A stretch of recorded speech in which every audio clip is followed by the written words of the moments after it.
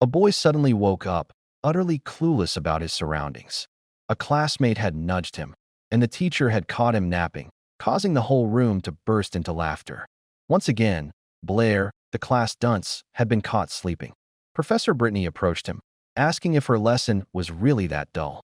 However, Blair was mesmerized by her. Who was this supposedly boring woman? Her figure was anything but uninteresting. Her curves were perfect spheres. The professor, failing to appreciate his intense gaze, grabbed his ear and forced him to solve a problem on the board. The boy's mind was still foggy due to the professor's perfect geometry, so he had to use a special trick to calm himself down, getting the blood flow from that place back into his brain. Blair finally looked at the problem, some all numbers from 1 to 100. Brittany snapped at him to hurry up, claiming that since he was sleeping, he must already know the lesson. The laughter grew louder. Blair was infamous for being the least capable student, but once composed, his entire demeanor shifted. He became so self-assured that he genuinely stunned the teacher. When he wrote the answer, Brittany couldn't believe it. Blair didn't boast. He simply announced he needed to use the restroom to take care of something. His classmates were dumbfounded, wondering if the answer could possibly be right.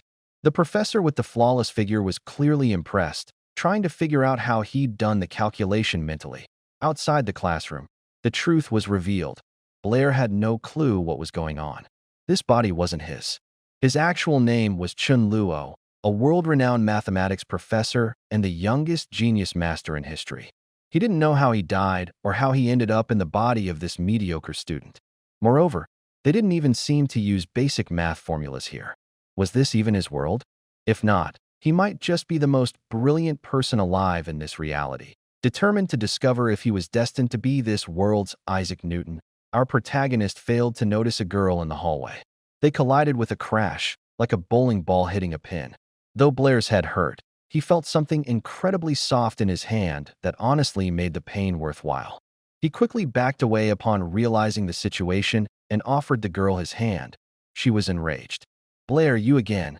Confused, the boy only managed to ask, "Do we know each other?" The girl turned beet red, trying to cover her assets while shouting, "You did the same thing on the first day of class. Always touching me and trying to look under my skirt. He's just as arrogant and conceited as ever." She hurled so many insults at the former Blair that Chenlu froze in secondhand embarrassment. He tried to explain, but the girl was determined to erase his memories in a very unfriendly way, beginning to conjure fire magic. With no other choice, Blair quickly tried a new tactic, arguing that attacking someone so weak and pathetic was cowardly. She wasn't listening, ready to fry his mind. Blair resorted to sincerity, apologizing to the beautiful lady with the incredible proportions and swearing he didn't see the color of her white undergarments. The girl was completely taken aback, and she actually calmed down. But before she could utter a word, the culprit was gone, running from the blonde as fast as his legs could carry him. While running, he began to process the strangeness of this world, where both science and magic coexist. Suddenly, a blinding headache struck, and he collapsed to his knees on the grass. His consciousness began to fade, his body went limp, and he passed out on the ground. Then, his mind returned to childhood memories, where he was seen calling out to his father. The scene shifted to a reflection in a puddle, showing some people in front of a palace. A man was handing a lovely box to a woman, calling her his love and trying to comfort her. Immediately after, the woman grabbed a young boy by the arm and hurried into a large two-story house. Inside the house, as the woman was busy, she overheard two women gossiping. They claimed the lady and the boy were nobles, but the man supporting them had died. The memory then jumped forward. We now saw a young boy, who was Blair, happily rushing to tell his mother he had been accepted into the Chandanazo Academy. His worried mother warned him about the dangers he would face there. Looking at her son, she remembered her late husband and was struck by how much they resembled each other. The memories then skipped to his time at the academy, where our protagonist was constantly disrespected by the faculty. He was determined to settle his family's debts. After all, he came from a noble house that had fallen on hard times, so he felt he had to work twice as hard. The major issue was that the boy was born without any magical power. He couldn't even conjure a small fireball. Because of this, his life at the academy was miserable. Everyone mocked his repeated failures, which plunged the boy into a deep depression. Suddenly, he woke up to find a blue-haired girl staring at him. She called out worriedly, asking if he was all right. Blair was totally confused, wondering who she was and how she had found him there. The girl offered him a hand for support and told him he needed to get to his magical theory class. Our protagonist rose, leaning on her for help, and thanked her, slightly astonished. No one had ever shown him concern. When they arrived, the magical theory class was already in session, with the professor discussing the 4 basic elements. Listening to the explanation, the protagonist began to grasp how things worked in this world. You were either born a mage or you were a commoner. Meanwhile, the professor, a man with graying hair, continued his lecture. He explained that mages use spells, gestures, and spiritual power to control the elements. But to achieve this, a person must be born with the gift. Time passed, and the class finally ended. Students exited the room, happy to celebrate the conclusion of the lesson. After the lecture, the professor noticed someone had stayed behind to ask a question. He looked over and saw it was Blair, asking without much surprise, "What do you want to know?" Blair asked the professor if it was possible to learn magic without having been born with the talent for it. The professor instantly dismissed him, stating it was impossible to control the elements without the natural gift. At that, the classmates still in the room began to laugh, as everyone knew the protagonist was powerless. Then, a boy named Toby approached and tried to cheer him up. He told Blair that even if he didn't graduate, there would always be a place for him on Toby's father's lands. Hearing the name, the protagonist remembered that this chubby boy was the only friend the previous body's owner had. After their conversation, Toby gave him a wide smile. The two said goodbye, waving amicably. Suddenly, Blair noticed the blue-haired girl staring at him. He asked her if she needed something. The girl grew extremely nervous and dashed out of the room, but not before telling him that Professor Britney had asked him to go to her office after class. He found himself thinking about the girl. She hadn't left his side all day and seemed to want to say something. The man realized that being a math genius wouldn't help him much in a world of magic if he lacked power. With a glimmer of hope, he decided to try using the little magic he had to summon a flame. He focused on his own hand, concentrating and attempting the fireball technique, hoping something would happen. His hope was already fading, and despair began to take over as it looked like he had failed yet again. But then, out of nowhere, his hand burst into a bright orange flame. The man was completely astonished, gazing fascinated at the fireball in his palm. He didn't understand any of it. He just saw the yellow light glowing there. He couldn't believe it was real, because as far as he knew, this new body had zero magical power. He couldn't deny it, though. He had to accept the reality and even let out a sigh of relief. Right after that, our boy began to experiment with his newfound power. He stopped and started to wonder how this ability had suddenly appeared. He speculated that it might have happened because the two worlds somehow intersected. Then, he abruptly remembered he needed to speak with his teacher that he went to her office, knocked on the door, and heard a voice from inside telling him to enter. Apologizing for the intrusion, our boy stepped into the math professor's office. But when he looked inside, his eyes widened, and his face turned red. He found the very attractive professor in a truly odd position and just stood there staring. She didn't seem to notice his reaction and greeted him cheerfully. At this point, the protagonist was still frozen, simply looking at her. The professor, totally relaxed, told him not to pay attention to the scene, explaining that she always does her calculations in that stance. Blair, still a bit flustered, asked why she had called for him. The blonde then asked him to sit in the chair next to her desk. She stepped away for a moment, returned, and placed a pen and paper in front of him. The boy looked down at the paper and saw it was a new math problem he needed to solve. As he prepared to begin, the professor mentioned she was stepping out of the office for a second. Without missing a beat, he blurted out the answer right then and there. The professor stared at him in amazement, asking what he had just said. He repeated the same number, confirming it was the correct answer. Suddenly, the blonde rushed over, grabbed his shoulder, and began frantically asking how he solved it, claiming the problem had taken her forever. She seemed slightly angry and asked if he had solved it before, even though she had randomly chosen the number 79.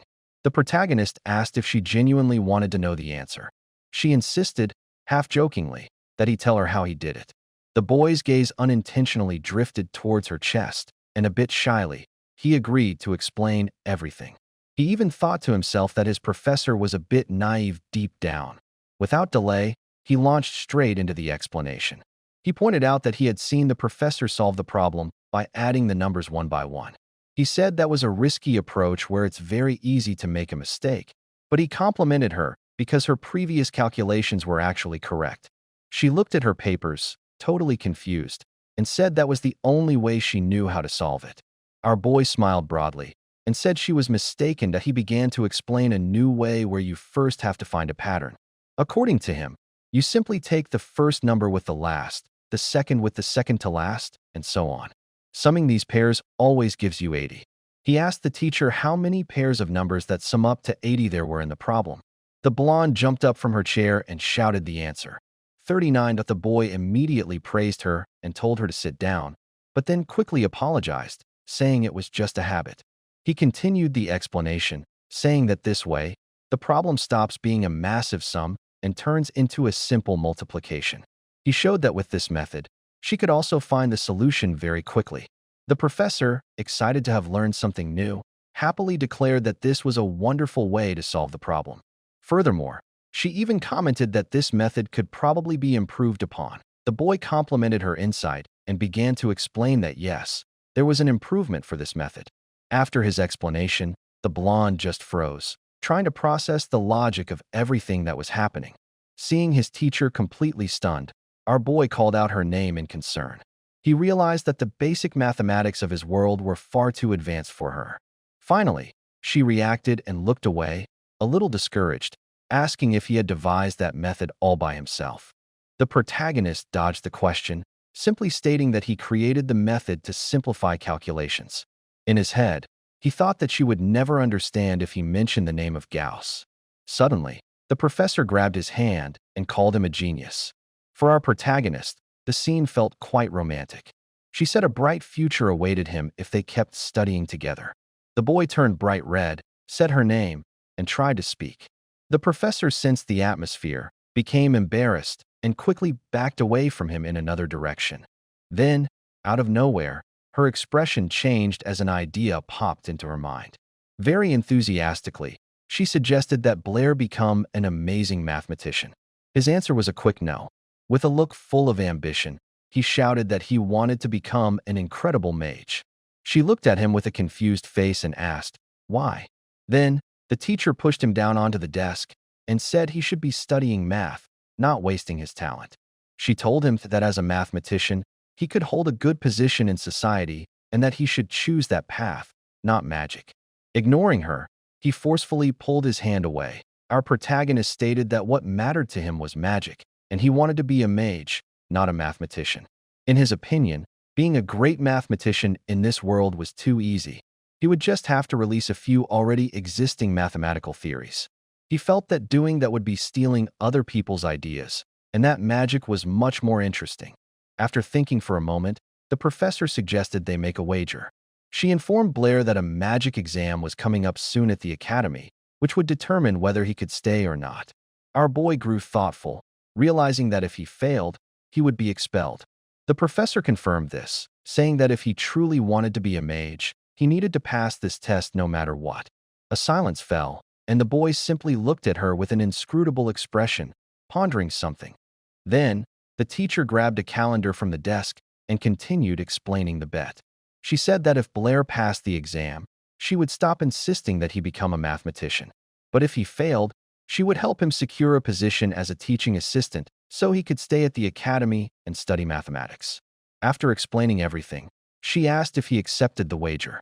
In her mind, she was certain the boy couldn't pass because he had no magical ability. Without showing emotion, but with a very confident look in his eyes, the student accepted the bet in the hallway. The boy thought about how stubborn the professor was and grumbled about her always correcting him. He started replaying the previous scene in his head, imagining it in a much more romantic way than it actually happened. Noticing these kinds of improper thoughts, he decided to distract himself by going to practice some magic. But then, out of nowhere, a girl with ribbons came running towards him at full speed. They had a nasty collision, hitting their heads together. After that, they both began to fall to the ground at the same time. Our protagonist thought the situation felt familiar, and then he felt something in his hand. When the pain subsided, he opened his eyes and found a girl sitting on top of him. The blonde realized his hand was on her chest and immediately began hitting our boy. Angry, she decided to use magic and started preparing a fire spell. Suddenly, an orange fireball appeared in her hand, but then she realized there was no one in front of her anymore. The girl was furious, cursing about how the guy disappeared again. Far away, our protagonist sighed with relief, thinking that if he hadn't gotten out of there at the speed of light, he would be roasted by now. A little later, the same girl wearing ribbons in her hair went to speak with the math professor. She walked in complaining that she had run into a pervert twice in the same day at the academy. After venting, she grew even angrier and swore that the next time she found that pervert, she was going to attack him with a fireball without a second thought. The teacher found the situation a little amusing and let out a small laugh. The girl, whose name is Isabella, quickly changed the subject. She announced that she had finished the math problem the professor had assigned. Proudly, she mentioned that she solved the entire thing overnight and boasted, thinking no one could have done it faster. The professor even praised her effort but burst her bubble by saying that a guy named Blair solved the exact same assignment in only 1 minute. Isabella gasped, completely confused, and asked how he managed to do it so fast. The professor explained that there was a specific mathematical theory for it and offered to show her. The professor then started explaining exactly how the method Blair used works. After class, Isabella had that processing look on her face, but she slowly began to understand the logic behind the theory. Then she realized something and was stunned. She couldn't believe that Blair himself was the one who came up with it. Right then, Isabella decided she had to meet the genius who created this theory. She asked the professor about him, her eyes shining with excitement as she waited for an answer. The professor found her entire reaction a bit strange but agreed to introduce them. It wasn't long before Isabella simply kicked open the classroom door and strode in forcefully. She started shouting in front of everyone, asking for the boy named Blair. She made it very clear that she really wanted to meet him. One of Blair's friends, completely shocked, was about to open his mouth to answer, but he suddenly received a hard pinch on his thigh to shut him up. And who was the pincher? None other than Blair, who was hiding under the table. The chubby friend immediately caught the hint and fabricated a story for Isabella, telling her Blair had just left for work. She gave him a confused look, asking, "Are you serious?" and posed a rhetorical question. Seeing it was no use, she gave up waiting and asked the boys to let Blair know when he returned. His friend gave her a small, relieved wave and promised he would pass on the message. As soon as Isabella left, the classroom door slammed shut. Only then did Blair decide to crawl out from under the table, making sure the blonde girl had actually gone. After that entire scene, an awkward silence fell over the room, and the whole class simply stared at Blair with a "what the heck was that?" expression on their faces. Not understanding why he was suddenly the center of attention, he asked his friend why everyone was looking at him. In response, his friend, who had a bandage on his face, just grabbed his shoulder tightly. His friend, with a desperate look, begged Blair to tell him what happened between him and that girl, Isabella. Blair was totally lost, completely confused by the boy's reaction. Seeing this, his friend gave him a look of "Are you insane?" and asked if the protagonist had any idea who that girl was. Our boy grew a little cautious and carefully asked who the girl who just entered the room was. His friend began to explain that she had many connections that could cause serious problems, but Blair simply ignored him, replying that inside the academy, no one could touch him. Then his friend, who looked like he knew this was going to go badly, asked for the name of the academy. Blair answered carelessly. The next question was about the campus location, and our boy, totally relaxed, said it was on Baker Avenue. And that's when the bomb dropped. His friend told him that the campus was in Yabo City, and the mayor there was none other than Isabella's father. That's when Blair finally understood. He grasped the huge trouble he was in and started to panic, wondering what to do. Realizing he was in deep trouble, he asked his friend if he could just apologize to the girl. But out of nowhere, a shout from the back of the room called Isabella's name, and the two turned around in surprise.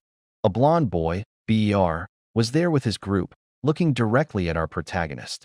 Ber stated that a nobody like Blair wouldn't last 2 days in that place. Ber was a guy who always bullied our protagonist in the past. Blair's friend tried to defend him, But internally, he thought the blonde was completely right. He felt this way because, in that academy, if you lacked skills, you received no respect, and to make matters worse, all second-year students had to take an exam. Anyone who failed would be expelled. Theoretically, the magic exam was very simple. Anyone should be able to pass it easily. There was only one problem. Blair had no magical ability. For him, this test meant the end of the road. Suddenly, he was snapped out of his thoughts by a loud bang on a nearby table. It was Blair, furiously yelling at Blair, asking if he was deaf or what. The atmosphere instantly became tense, and the blonde boy began insulting him nonstop. Our protagonist's friend didn't let it pass. His expression hardened as he prepared to respond to Blair. He challenged the blonde to a fight right then and there for being so arrogant and rude. But Blair was totally confused, asking what Blair's friend, a boy named Toby, had to do with any of this. The tension between the two exploded, and they were one step away from trading blows. Blair, with a furious look on his face, promised he wouldn't forget this. He turned and left with his friends, stating that next time, Blair would pay for everything. Our protagonist just watched, looking a little pale as the bullies left the room. He was even surprised to see that Toby, his chubby friend, had defended him like that, proving he was a true friend. Directly, Blair asked Toby to help him with Isabella. If she started any trouble, Toby agreed but warned him that by that point, he himself would have already beaten Blair up. After that, Blair simply stared at his friend with an expression of complete confusion. A few days later, the magic exam finally began. The instructor announced the rules and warned that anyone who failed was out of the academy. The task was simple. Students had to stand behind a line and hit a target with a fireball.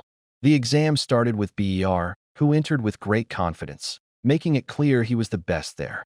He prepared a fireball in no time and struck the target with precision. The instructor praised the boy and told him he had passed the exam. The test continued, with everyone taking their turn. Suddenly, in the middle of the crowd, the blonde bully spotted our protagonist and his friend and let out an incredulous laugh. He approached Blair and told him with a mocking smile to enjoy his final minutes at the academy. Annoyed by the taunt, Blair's plump friend told the blonde to shut up. Coincidentally, the next person to be called was none other than Toby. Without wasting a second, he began preparing the fireball spell. Suddenly, a small orange flame appeared in his hand. He shouted the technique's name and launched the fireball. It flew out and barely grazed the target. The instructor, without much enthusiasm, said that Toby passed, even though he barely made it. The guy was thrilled to have succeeded. Next, the instructor looked at his list to see who was next. He was about to call Blair, but then he remembered that the boy didn't even have magical power. The instructor, feeling sorry for our boy, tried to avoid embarrassing him in front of everyone. So he simply started to end the exam as if he had forgotten about Blair. But then the blonde bully shouted, telling the instructor not to end the test yet. He pointed out that there was still one student who hadn't taken the exam. The boy pointed directly at our protagonist and yelled loud enough for everyone to hear that he had already failed. Blair just stood there silently and still, waiting to see what the instructor would do. The instructor, a bit uncomfortable, asked the boy if he was going to take the exam. The blonde bully's friends heard this and started bursting into laughter, mocking Blair. While the crowd was murmuring about the protagonist, the math professor happened to walk by. Blair's friend tried to cheer him up, placing a hand on his shoulder and telling him to just ignore the idiots. But then, out of nowhere, our boy's entire demeanor changed. With a look full of confidence, he decided he was going to take the exam after all. The blonde boy and his group were completely surprised by this, not understanding what Blair was talking about. The surprise quickly vanished, and they all burst into laughter, mocking our protagonist and counting on his failure. All the noise attracted the attention of the math professor, who grew curious and approached to get a closer look. The magic instructor, annoyed by the commotion, told everyone to quiet down. Blair was asked one last time if he was sure he wanted to take the test. Our boy, with a determined look, told Professor Anthony that he was ready. The instructor, still trying to be kind, told him not to feel bad if he ended up failing. The protagonist positioned himself in front of the target and concentrated. He took a deep breath, thinking of the best way to impress this crowd. He was incredibly confident and knew he didn't need incantations or hand gestures to achieve what he wanted. Just for show, he decided to continue the pretense anyway. He shouted the name of the fire spell, and everyone looked towards the target, holding their breath. Our protagonist pretended he was putting in a great effort to summon the magic. The crowd around him even covered their faces from the smoke that billowed out, trying not to get burned. When everyone opened their eyes, they looked at Blair's hands and saw no sign of magic at all. The blond boy and his friends watched and started roaring with laughter, thinking our boy had completely messed up. But then, out of nowhere, a flash of fire appeared in his hand, and circles of fire spread out around him. A massive fireball formed and was launched straight toward the target. When the spell struck the target, there was a gigantic explosion of flames. Absolutely everyone there, students and professors included, stared in astonishment with their mouths wide open. After the fireball, the target was nothing more than a pile of smoking debris. The magic professor, totally in disbelief, announced that Blair had passed the exam. The blond boy's face completely changed, and he claimed it was impossible because not even he could achieve such a result. Only Toby was genuinely happy for his friend, asking why he had been hiding such talent. Suddenly, the professor called our protagonist over for a chat. The math professor was also standing aside, utterly amazed, wondering how the boy managed to do that. Blair went to the magic professor's office and began telling a fabricated story about how he trained every day with books, and that's how he managed to master the fireball spell. Professor Anthony explained that magic was a gift from the gods, and that people without abilities were called the godforsaken, and everyone had assumed Blair was one of them. But now it seemed the gods had rewarded Blair with this gift, which was an incredibly rare occurrence. He praised our protagonist and encouraged him to keep studying, telling him he had great potential. Our boy thought to himself, already tired of it all, that every professor in this academy was trying to force him to learn something. Then, out of nowhere, he said he appreciated the praise but wanted to return to his own world. The professor looked at him completely confused and asked what world he was talking about. Our protagonist instantly realized what he had just said and tried to play it off, saying it was just a joke and that it slipped out by accident. But Anthony wasn't entirely convinced and simply thought he had been studying too hard. He assumed Blair was talking about the world of the Sacred Master's legends. As soon as he heard about this master, our boy became very interested in what the professor was saying. According to legend, there was a sacred master who could control space and travel to other worlds, but everyone thinks it is just a myth. Our protagonist looked at the professor with expectation and started asking more about these legends.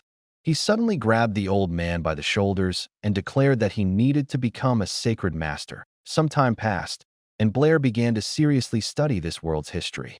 He stayed up late in the library, burning all his energy while going through a pile of books. From the information in the books, he discovered that there were different levels of power for mages in this world. In total, there were 7 different levels. Sacred masters were only mentioned in myths and legends.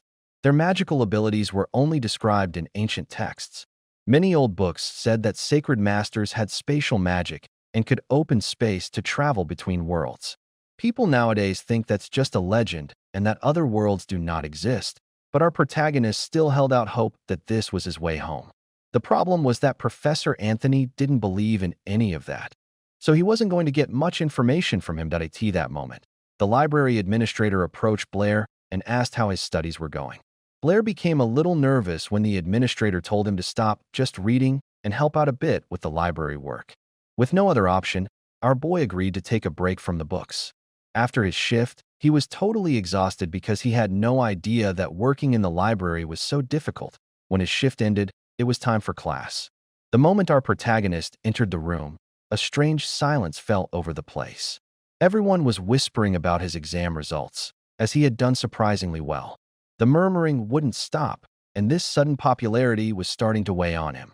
He suddenly saw Isabella out of the corner of his eye and froze. He didn't understand what the girl was doing there and just stared at her, barely breathing. The blonde was sitting in a slightly strange pose, which made our boy very nervous. He even tried to turn away so he wouldn't have to look. Suddenly, Isabella jumped up from her seat and shouted for the whole class to hear that she didn't realize that guy was the same Blair. Seeing that things were about to escalate, the protagonist tried to calm the situation and end the conversation, but the girl immediately interrupted him and called him a pervert in front of everyone. Blair still tried to find a way to calm the blonde down, but then he saw fire starting to form around her. She focused all her power into her hands, preparing a fire spell. Not knowing what to do, the frightened boy could only crouch down and cover his face with his hands, but he felt nothing. Surprised, he opened his eyes to see why the attack never reached him. Right in front of him was the math professor, who had stopped the misguided student. The professor, with an expression of disappointment, asked Isabella why she was using magic inside the classroom. The mayor's daughter even tried to explain herself, but the professor cut her off before she could even speak. Right after that, the professor called Blair to her office, and she didn't stop there. She decided that Isabella also had to come. Not wanting any more problems, our boy agreed and calmly headed to the professor's office. The two students and the professor quickly left the room, slamming the door shut behind them. After that crazy scene, all the students remained silent, trying to process what had just happened. A blonde boy in the class was in shock, not understanding why Blair was getting so much attention. Meanwhile, in the professor's office, our boy explained all the awkward situations that had occurred with Isabella. The professor tried to get the two of them to reconcile, saying that everything was a big misunderstanding. Under pressure from the professor, the blonde girl ended up agreeing to forgive the boy. Then, the professor changed the subject, mentioning the magic exam and praising the protagonist for his effort, saying the wager between them was officially over. She stated she was truly intrigued by his performance and asked him to show her how he managed to evolve out of nowhere and acquire magical abilities. Our boy declined, saying it was just luck and that he actually had a few questions for her about magic. The blonde didn't insist and just waited, curious to see what he would ask. Then he blurted out the question, "To use an element, do you really need to use hand gestures and recite spells?" Isabella, never missing a chance, butted into the conversation to scoff at the protagonist, calling his question stupid.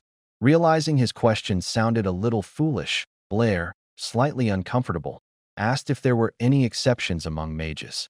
The professor began to explain that even the most powerful mages need spells and gestures. The only difference is that at their level, they can do it much faster. She continued by saying that magic is a gift from the gods. They were the ones who taught people to use gestures and spells to invoke the elements.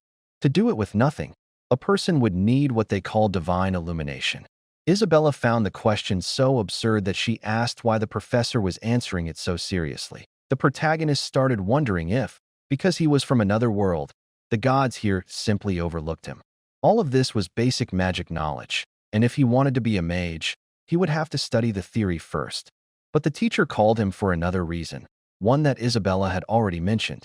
She handed him a folded paper and explained that it was a scientific journal where the most important papers were published. Isabella, who was close by, glanced at the journal and was shocked. She noticed the math professor's name next to our boy's and had a totally exaggerated reaction. The professor explained that she understood the summation method the boy demonstrated and even wrote an article about it. But the black-haired boy could only think of one thing: if he was going to earn some money from this publication, since his library salary was a total joke. And as if reading his mind, the professor suddenly called his name, handed him a small bag of money, and said it was his reward for his work. It was a large sum of money, covering more than 2 years of the salary he earned at the library. With joy he could barely conceal, he pretended to be embarrassed to accept it and offered half the money to the professor. Naively, she accepted the proposal on the spot and took half the money for herself. That Blair's face instantly fell. He never expected her to actually take his money. The pain was immense because he had only offered it out of courtesy. With a single sentence, he got rid of half of all the money he had earned. Because of this, he began to have dark thoughts about how he needed to get out of this world as soon as possible. But suddenly something caught his attention, and he stared intently at the teacher with new interest. He wanted to know if every published article in that scientific journal paid the same amount of money. In response, he heard that yes, the payment was for every published article, and suddenly a brilliant idea sparked in his mind, one that he simply had to share.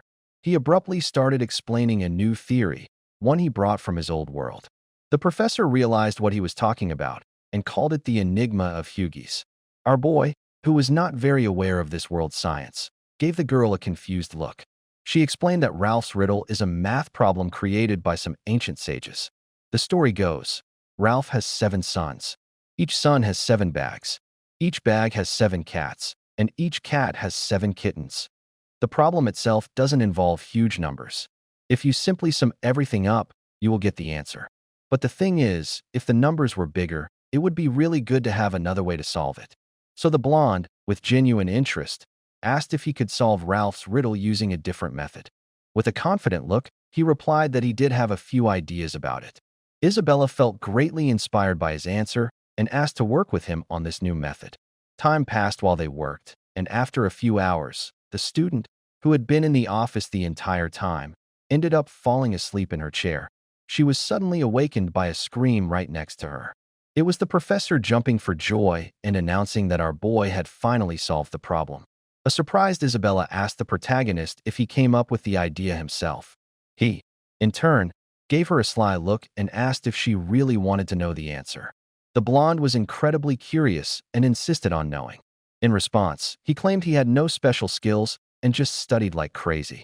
The girl, mouth agape, asked if he was telling the truth that a while later, she was still pondering what he had said. Suddenly, something unexpected happened right in front of her, leaving her in shock. She saw the protagonist near the third-year building and wondered what he was doing there since he was a second year. She promised herself that she would catch him red-handed this time. But before she realized it, she had lost sight of him again. By this point, the protagonist was close to a high stone wall behind the third-year building. This was the place Toby had told him about. With a slight jump, our boy vaulted over the wall and suddenly remembered his magic instructor, who had told him that if he wanted to learn about magic, he should go to the Magic Association in Yavo City. Behind the wall was a surprising sight, and the protagonist froze for a moment. He took it all in, appreciating the city's unique architecture. The area felt quiet and peaceful, but the main street was bustling with activity. Merchants on every corner were shouting out to potential customers, hoping to sell their goods. The black-haired boy strolled casually through the city, admiring its beauty. His attention was drawn to an imposing castle with beautiful white walls right in the center of everything. He recognized it immediately. That was the Magic Association he was looking for. Before entering, he carefully pulled a mask from his pocket. He needed to be cautious. It was better not to reveal his identity unnecessarily. Since the association's entrance was quite calm, he went straight to the main counter. There, he met a blue-haired girl who immediately offered to help. Our protagonist instantly recognized her as Molly, one of his classmates, and wondered what she was doing working there. The girl offered him the services of a high-level mentor, but it cost an incredible amount of money. When our boy heard the price, he was a little stunned. He didn't have that kind of money, so he simply gave up on the idea and started to leave the building. But then Molly called him back. She said that if money was the issue, he could simply sign up for the association's library. Blair turned around, surprised, and even asked again just to be sure he heard her correctly about this library. It turned out that the Magic Association library had thousands of books on the subject, and the best part was that it was free. The protagonist, realizing he wouldn't have to spend a single penny to learn, grew excited and asked to sign up on the spot. But to do that, they asked for a wizard certificate, which he sadly did not have. Molly had thought he was already a mage and explained that the registry was meant to prove the person actually knew what they were talking about when it came to magic. She said he could just demonstrate his abilities right there, showing what he could do. The guy was a little doubtful and asked if it was possible to take the test right there. It was, but Molly warned him that the specialist on duty today was truly strict. Apparently, only 10% of people passed his test. Still, our protagonist was not discouraged and agreed to take the exam, especially since jumping the wall again wouldn't be very practical. A little later, they arrived at the examiner's room. A man named Andrew was there. Our boy noticed the man wore a red wizard's robe with 2 silver stripes, meaning he was a mid-level fire element mage. The mage wasted no time and got straight to the point, asking who the masked boy was. The boy introduced himself as Chenlu from the previous world and explained that the mask was to conceal a burn he got while training. The old man sitting next to him made a sarcastic comment, saying that his fireballs must be quite special to have managed to burn his own face. Andrew, with some interest, found the boy's name strange and thought that, given his age, he could only be a low-level mage at best. Molly suggested they go to the examination room to test the boy's abilities, but she received a firm no, which surprised her. The examiner said they didn't need a room, and that the test could be done right there, inviting our boy to show him what he had. Blair looked at the mage, surprised, wondering if he was serious about having to use magic right there. He was confused by the lack of space in the room. The old man looked at him mockingly and said that Andrew wouldn't be harmed by the pathetic little fireball the boy would likely create. Our boy, for his part, didn't even bother to argue and simply accepted the conditions. He stopped right in front of the examiner and began concentrating all his magical power into his hand. The mage did not like the way the spell was being cast, but to everyone's surprise, a massive amount of power began gathering in the protagonist's hand. Suddenly, everyone realized the fireball was going to be huge, and Andrew yelled for him to stop. But it was already too late to cancel the spell, and the guy decided to use his abilities to the maximum. The entire room lit up with the brilliant flash of a massive fireball. A bright light covered everything, and the fireball headed straight toward the examiner. The guy hadn't expected that kind of power and tried to cover himself behind the door. Then, suddenly, a massive explosion occurred inside that small room. After the blast, there was only silence, dust, and smoke everywhere. The girl watching inhaled all that soot and started coughing nonstop. She tried to regain her composure to see what happened at the end of the test. Through the black smoke, she saw an old man coughing who seemed to have cast some kind of spell. Where the examiner had been, there was now a gigantic blue shield protecting him. Meanwhile, Andrew was on the floor covered in dust, trying to figure out what had just happened. So it was the white-haired old man who managed to raise the shield in time and save the bald mage. He continued holding the barrier with a very serious expression on his face, trying to look through the smoke. The examiner was so shocked that he didn't even react, and the older mage had to shake him by the shoulders to snap him out of it. The girl simply watched the entire scene in complete shock. Our boy, realizing the confusion, immediately apologized to the mages. He explained that he thought everyone was prepared for his spell, and that's why he gave it his all. After all that chaos, the protagonist passed the test. That a little later, he was in another room, obtaining his wizard certificate and a library card. He took the documents and began reviewing them. The girl from before approached and said she was impressed by what he did in front of the examiners. The protagonist, whose name is Chenlu, thanked her for the compliment, said goodbye, and left. The thing is, he called her by her name, and she was left standing there confused, trying to remember where they knew each other from and how he knew her name. Upon arriving at the library, Chenlu was impressed by the sheer number of books.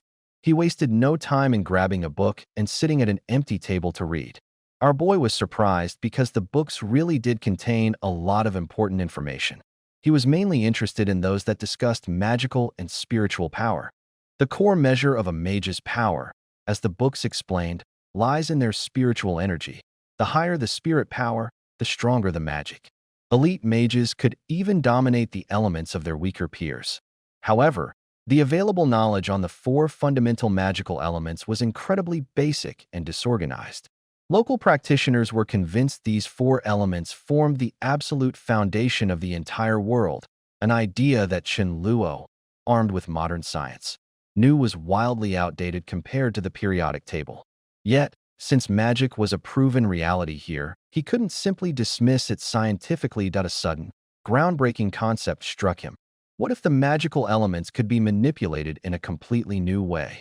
Thrilled by this potential breakthrough, he leaped from his seat, startling everyone in the library.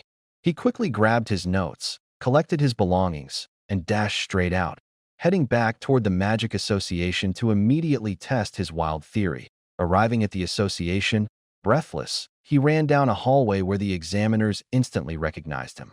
Andrew and the older mage were sitting there, still recovering from the shock of Chenlu's powerful test. Molly was bringing them tea. Andrew commented on how the boy, despite possessing extremely low spiritual power, managed to conjure that huge, explosive fireball. The most puzzling part was that the gray-robed mage couldn't control the element the boy invoked. The older mage suggested the boy must be hiding a secret they didn't understand. As dusk was falling, the protagonist decided to leave the city and return to the academy grounds. On his way, he effortlessly scaled the tall stone wall, landing softly without a sound. Determined not to waste any time, he chose that very spot to attempt his new magic. As a flood of complex ideas rushed through his mind, he struggled to focus and generate something unique. Chenluo took a deep breath and sensed an unfamiliar energy, a pale, whitish flow that was originating from inside his own body and that he could consciously control. He tried to channel this vital energy to create a secondary element. A ball of magic formed in his palm and changed into what he hoped was pure oxygen, though he couldn't confirm it just by looking. He gathered the constructed oxygen, compressing it intensely, believing that if it was truly oxygen, all he needed was fire to test it. The first attempt failed, producing only a small wisp of smoke. Undeterred, he tried the crazy experiment again. He recreated the oxygen, squeezed it hard, and ignited the condensed sphere. Instantly, a massive detonation occurred around him. The resulting shockwave was so powerful it shattered windows in nearby buildings. Even a glass sitting undisturbed on the math professor's desk was completely cracked by the force. The professor heard the enormous noise from outside and rushed to the window, now spiderwebbed with cracks from the blast. She saw the smoking aftermath, a patch of grass with sparks and dense smoke rising, with Chenluo standing right in the middle of the mess, struggling to breathe through the thick fumes. The wind started whipping everything around in a strange way. The protagonist realized how incredibly lucky he was to have reacted so quickly. Suddenly, his face was drenched in sweat, showing genuine fear. He looked around, trying to assess the extent of the damage caused by the explosion. It seemed that this compressed oxygen was far more powerful than he had imagined. Suddenly, he heard a voice shouting from a distance, asking, "What happened?" The boy turned and saw a person running toward him. He hadn't expected the noise to be so loud. The protagonist decided it was best to leave before he got into trouble, so he bolted into the forest to hide. Despite the chaos, it appeared Blair had managed to create something valuable. A while later, we see him in the classroom, reflecting on everything that happened. He was exhausted from pulling an all-nighter studying, so he decided to take a quick nap right there at his desk. But peace was not an option for him, and someone suddenly started slapping him hard on the back. It was Toby, who frantically began telling him all about the drama from the previous night. To avoid any suspicion, the black-haired boy claimed he slept like a rock. Toby said there had been an explosion near the third-year building that shattered all the windows. Everyone thought some super-powerful mage was responsible, but no one knew why. Our protagonist commented that he had never seen such a mage, and his friend gave him an astonished look, asking what he meant by never seeing a high-level mage. After all, their math professor was a mage of the highest level. Hearing this, Blair's face filled with pure astonishment, and he even jumped up from his chair. A little later, our protagonist decided to go talk to the professor, and the scene shifted to him knocking on her office door. She opened it almost immediately and greeted her student. Our boy arrived at the perfect time because she genuinely wanted to speak with him. She informed him that the Association of Mathematicians had already published an article about Ralph's riddle, and since he was the one who proposed the solution, his name appeared first among the authors. The professor congratulated him on solving the most difficult math problem, but setting that aside, he said he was there to discuss something else. To the blonde teacher's surprise, he announced that he wanted to study mathematics with her and asked for her help. After hearing this, she just stared at him, completely confused. The boy had wanted to be a mage, but now he suddenly decided he really liked mathematics as well and didn't want to regret it later. He even stated that he felt he must have been an incredible mathematician in his past life. The professor, overcome with emotion, took his hand, calling him by name. She couldn't control herself and pressed his hand against her own chest, saying how happy she was to hear that. She hugged him and said that from now on, they would study mathematics together every day after school. Dying of embarrassment, the boy tried to break free from the embrace, gently pushing her away with his hands, and seized the moment to ask for help with magic. Still totally bewildered by the scene, he heard her agree to everything and decided to get out of there as quickly as possible. Our boy was already rushing toward the door, desperate to leave. He opened it, but the blonde professor called out, reminding him of their agreement for the next day. He just agreed, wanting to run off, but then, out of nowhere, she told him to stop and wait one more minute. So she sat at her desk, clasped her hands, and tried to figure out how to say what was on her mind. Blair was completely confused, watching her nervously. Then the teacher realized what was happening. The black-haired boy had only agreed to the math lessons to get help with his magic. This worried her because she realized his request wasn't sincere. Seeing that he was caught, the protagonist panicked, trying to find a quick excuse, and suddenly came up with a brilliant idea to get out of it. He quickly said that since they would be spending a lot of time together, it would just be easier for him to ask about magic. But before he could finish his sentence, the teacher's hand landed firmly on his shoulder. She grasped it tightly, and the boy grew very confused and scared of what she was about to say.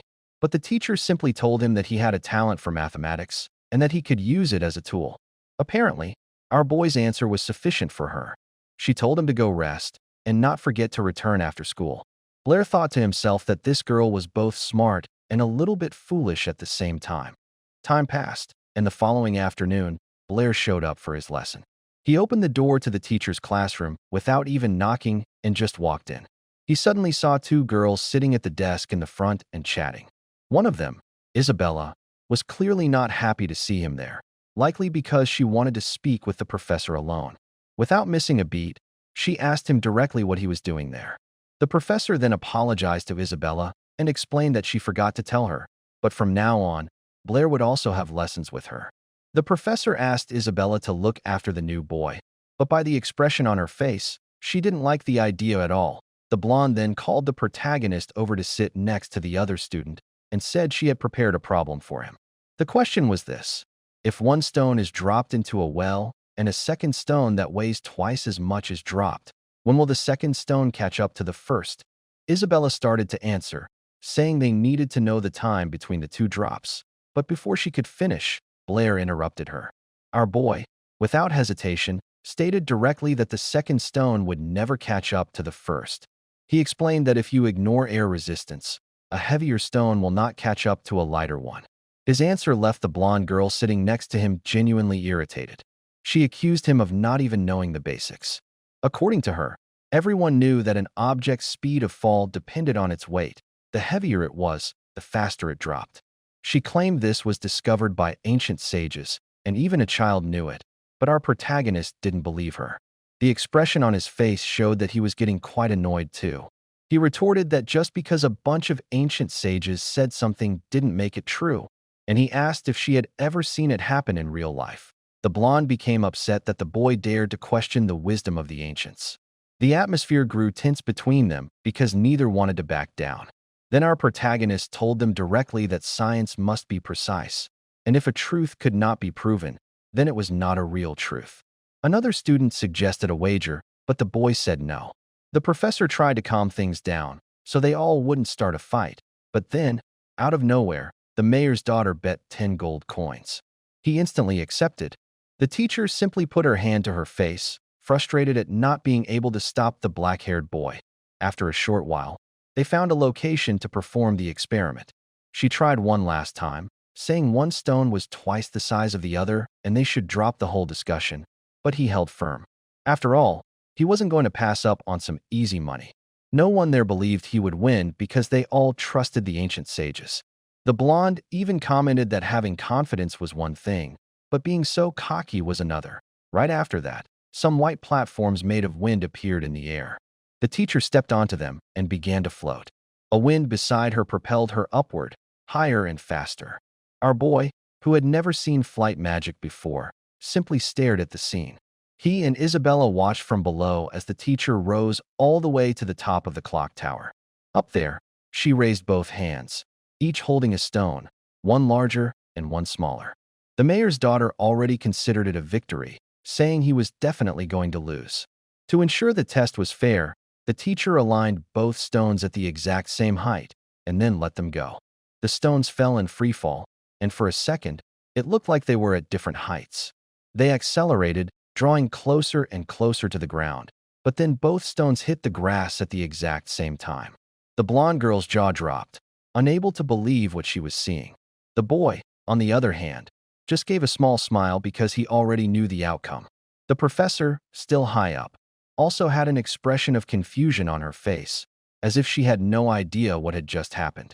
She used the spell again and slowly descended to the ground to take a closer look. The two stones were still sitting there on the grass, while the trio just stood there, processing the event.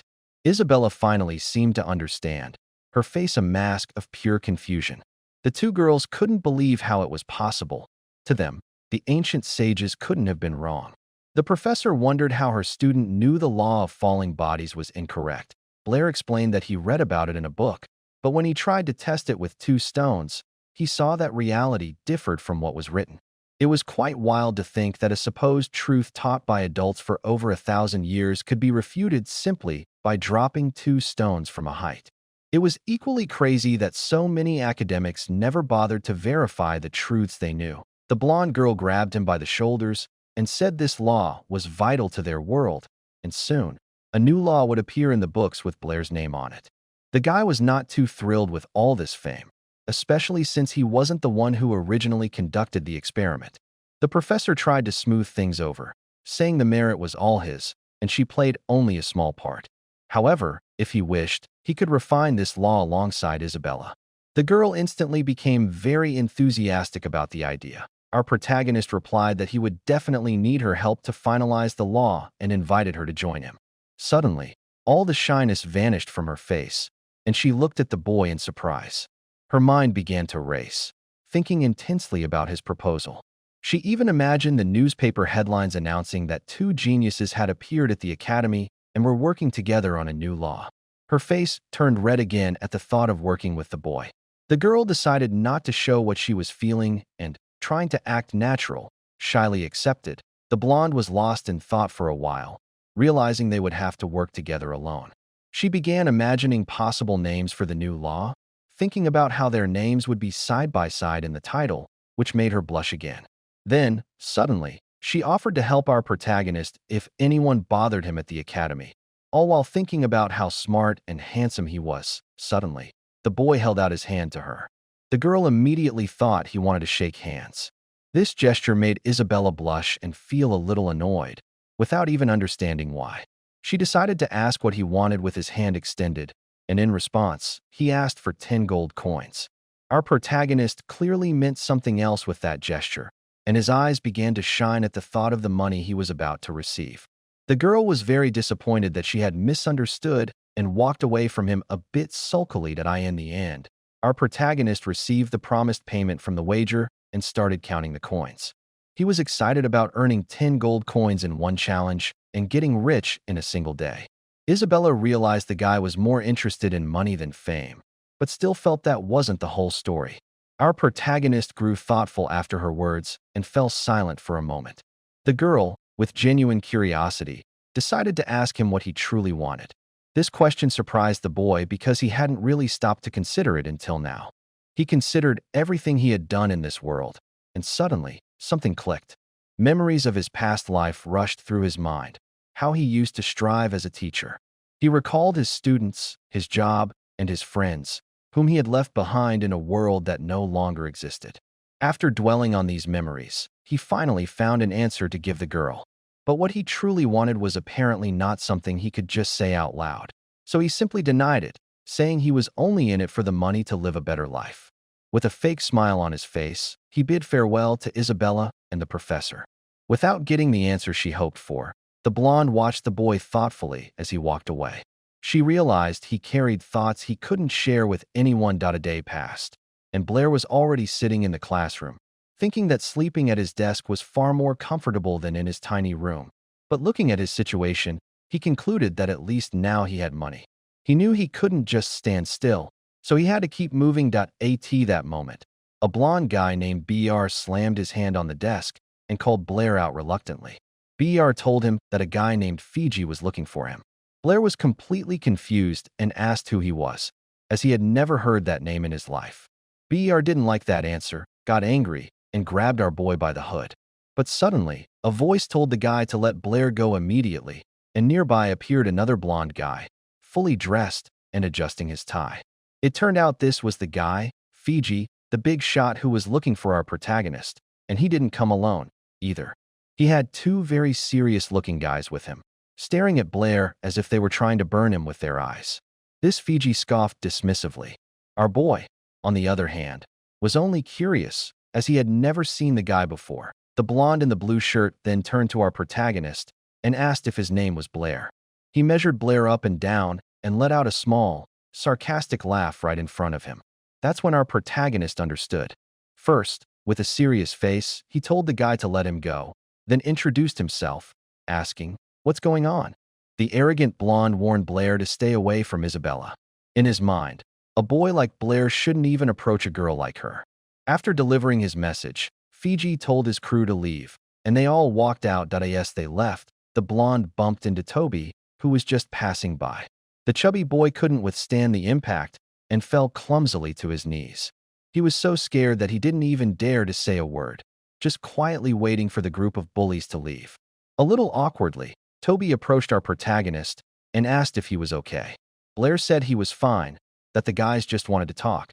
But Toby was surprised that Fiji had come to Blair out of nowhere and couldn't understand why. Then Toby explained the situation.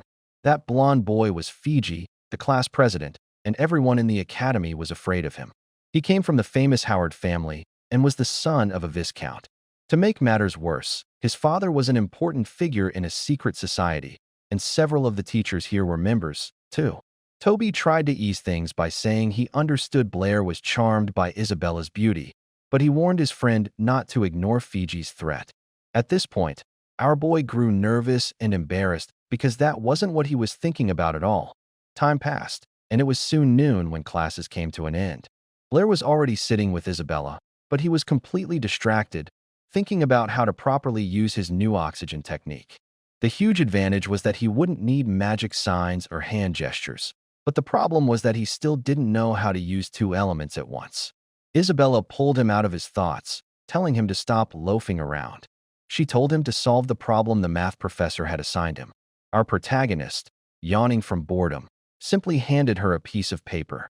When Isabella looked at the sheet, she saw a bunch of formulas and realized he had already solved everything long ago.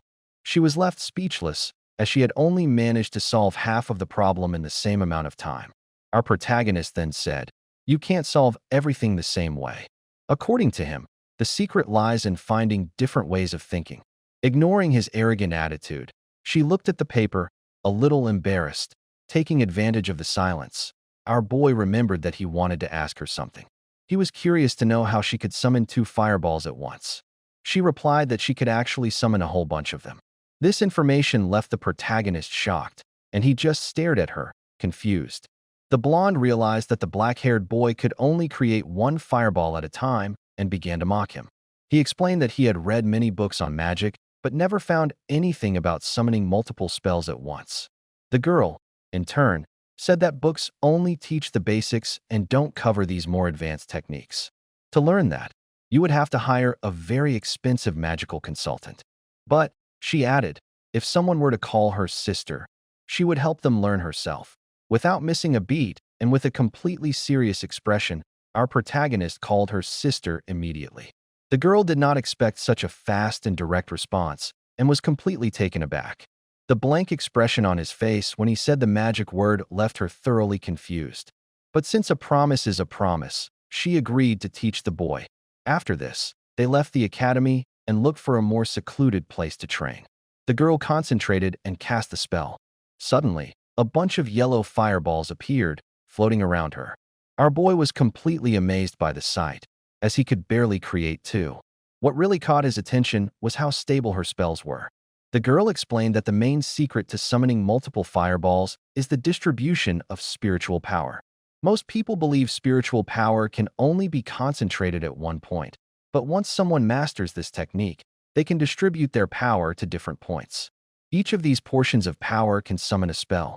That is how you invoke multiple fireballs. The protagonist then asked if it would be possible to summon different spells using each portion of power, and she enthusiastically confirmed it. While they were talking, a golden-haired guy was watching them from a distance. His name was Blair, and he thought the 2 of them had something going on. Beside him, someone else was gripping a piece of the wall so angrily that they started shouting at each other. Fiji, who was nearby, also saw the scene and watched nervously. He promised himself that the protagonist would pay dearly for this at that exact moment. Our boy was training intensely, trying to split his spiritual power into 9 parts. The blonde explained that he needed to follow her instructions and divide his spiritual power step by step. With a smile, she told him not to feel bad if he failed, because it took even her 6 months of training to learn it. Suddenly, just as she finished speaking, a bunch of fireballs appeared around the young man. The girl stared in confusion at the scene before her and asked how he managed to do that. Completely nonchalantly, he replied that he simply divided his spiritual power into 9 parts and summoned the fireballs. But the girl didn't buy that excuse and asked how he managed to do it so quickly. Blair looked at her slightly surprised and simply said that he understood the technique and was able to use it. Such a simple answer left the blonde completely stunned. She stood there for a moment, looking at the boy. Her face turned red, thinking he wasn't just a genius in mathematics, but in magic as well. Then she started getting very angry because she trained for much longer than him. To save face, she decided to lie, saying she had done the same thing before. With her pride deeply wounded, the girl simply abandoned the training session and ran off. Our boy had no idea why she was so angry and simply chalked it up to another one of those "I don't understand women" moments. He put his hand in his pocket and suddenly felt something odd, catching his attention, and he stopped to see what it was. Meanwhile, the girl still hadn't calmed down and was walking angrily toward the academy. Suddenly, Blair ran after her and grabbed her arm. Isabella was startled by the move and asked if he needed anything else. It was then that she noticed he had his hand extended, offering her something. It was a kind of bracelet with a pretty golden cat charm on a red thread. The protagonist offered her the gift, calling her by her name, and told her to accept it. He said the only reason he learned the magic was thanks to her help and thanked her. She looked at the bracelet breathlessly, wondering what to do. Her face turned red again, and she bit her lip, completely disconcerted as she looked at the protagonist. Surprised, she muttered that it actually made some sense, and maybe he wasn't so foolish after all. The blonde then snatched the gift from his hand with a quick motion, trying not to show how she really felt. She ran off nervously, shouting that the gift was ugly, except that, because she was running with her eyes closed, her legs got tangled, and she fell very comically onto the grass. Without even asking for help, she hurriedly got up, laughing nervously, totally embarrassed. Then she turned to see his reaction. Blair was surprised and a little bewildered by her behavior, not knowing what to do. But before he could say a word, the girl quickly stood up and left again, yelling some insults over her shoulder. She promised she wouldn't give up so easily, but all Blair could do was let out an exhausted sigh. After that whole scene, he decided to take a break and lay down on the grass to relax a bit in the sun. He figured that if she truly didn't like it, she wouldn't have accepted the gift. After all, he spent 50 silver coins on the thing. He thought he had originally planned to give the bracelet to his math professor, but then, suddenly, he saw something right in front of him. 3 boys were approaching our protagonist, who was lying on the grass. One of them, Br, reminded our boy that the class president had already warned him to stay away from that girl, and that him getting so close to the mayor's daughter was making the president quite nervous. Without saying a word, our protagonist stood up from the grass with a very serious expression. Then, out of nowhere, he turned around and simply ran away from the guys who were bothering him. The blonde guy and his group were not going to let that happen and chased right after him. The thing is, our boy saw no reason to fight these guys. But then one of the 3 decided to open his mouth, saying that Blair's father died like a coward, running away in the middle of a battle. Hearing that about his family really struck a chord, and our protagonist stopped dead in his tracks. The blonde boy, seeing his opportunity, continued to mock him. He thought Blair had let down his guard and tried to deliver a cheap shot from behind. But when he threw the punch, his fist simply stopped in midair right in front of our boy's face. The bully didn't expect that at all. Since he had thrown the punch with all his strength, the recoil sent him flying backward, and in the end, he was the only one who got hurt. You could see from Blair's face that he was seriously angry about the gang's actions. Meanwhile, the blonde boy could barely stand. His hand was completely scorched, and he was in unbearable pain. This only enraged our protagonist further, and he declared that his father was a brave warrior who died for his homeland. He added that his dad was an incredible parent who deserved respect, even in death. Blair then threatened them, saying no one could insult his father.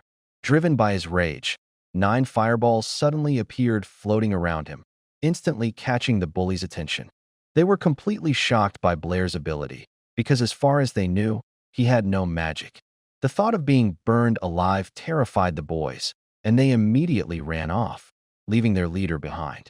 Now alone with a furious Blair, the blonde boy looked at him in terror.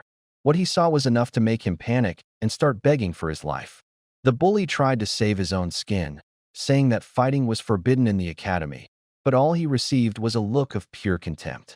The panic in his eyes faded, replaced by sheer desperation. He just stood there frozen, staring at Blair, not knowing what to do. Our boy, with no intention of stopping, raised his hand to cast the fireballs. The magic concentrated and began moving toward the guy, but suddenly our protagonist felt a presence behind him. Meanwhile, Blair closed his eyes, raised his arms to protect himself, and screamed for help. When he felt no pain, he thought it was strange and decided to open his eyes. In front of him, the 9 fireballs had vanished, and in their place, a collapsed figure lay at his feet. Completely confused, he tried to process the scene, looking at Blair just lying there peacefully in front of him. The blonde guy was still in shock, but nervously nudged Blair to check if he was still alive. Seeing an opportunity, Blair decided to try and escape before our protagonist woke up, but he was stopped dead in his tracks by an authoritative voice. Standing in front of him was the math professor, who was already tending to Blair. The blonde guy tried to make excuses, claiming it wasn't his fault. All this time, our protagonist was still lying on the grass, feigning unconsciousness. The blonde boy kept trying to explain himself, but the crowd didn't believe him. The professor further ramped up the pressure, saying she knew exactly how he felt about Blair. The argument, which was going nowhere, was interrupted by a man with a beard and mustache who appeared out of nowhere. He reprimanded Blair, as our black-haired boy was right there, passed out on the ground. This only proved that the blonde was lying the entire time. The man then ordered Blair to go directly to his office and wait to face the consequences of his actions. He turned to speak with the vice president, saying that all of this was the academy administration's fault and apologizing for the scene. The 2 men walked away, discussing the situation while the girl tried to wake Blair up. She was worried about his condition, but suddenly felt a strange chill. The protagonist moved away from her slightly, and his face froze in a mixture of embarrassment and some excitement. The girl saw this and thought he wasn't really feeling well, but he replied that he was fine right up until she was practically suffocating him. She then gave him one of those big, motherly hugs and told him she was genuinely worried about him.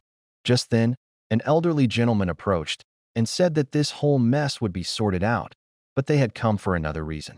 The girl took the lead and decided to introduce the 2 men to Blair. The older one was named Arkil, and the younger one was Calvin.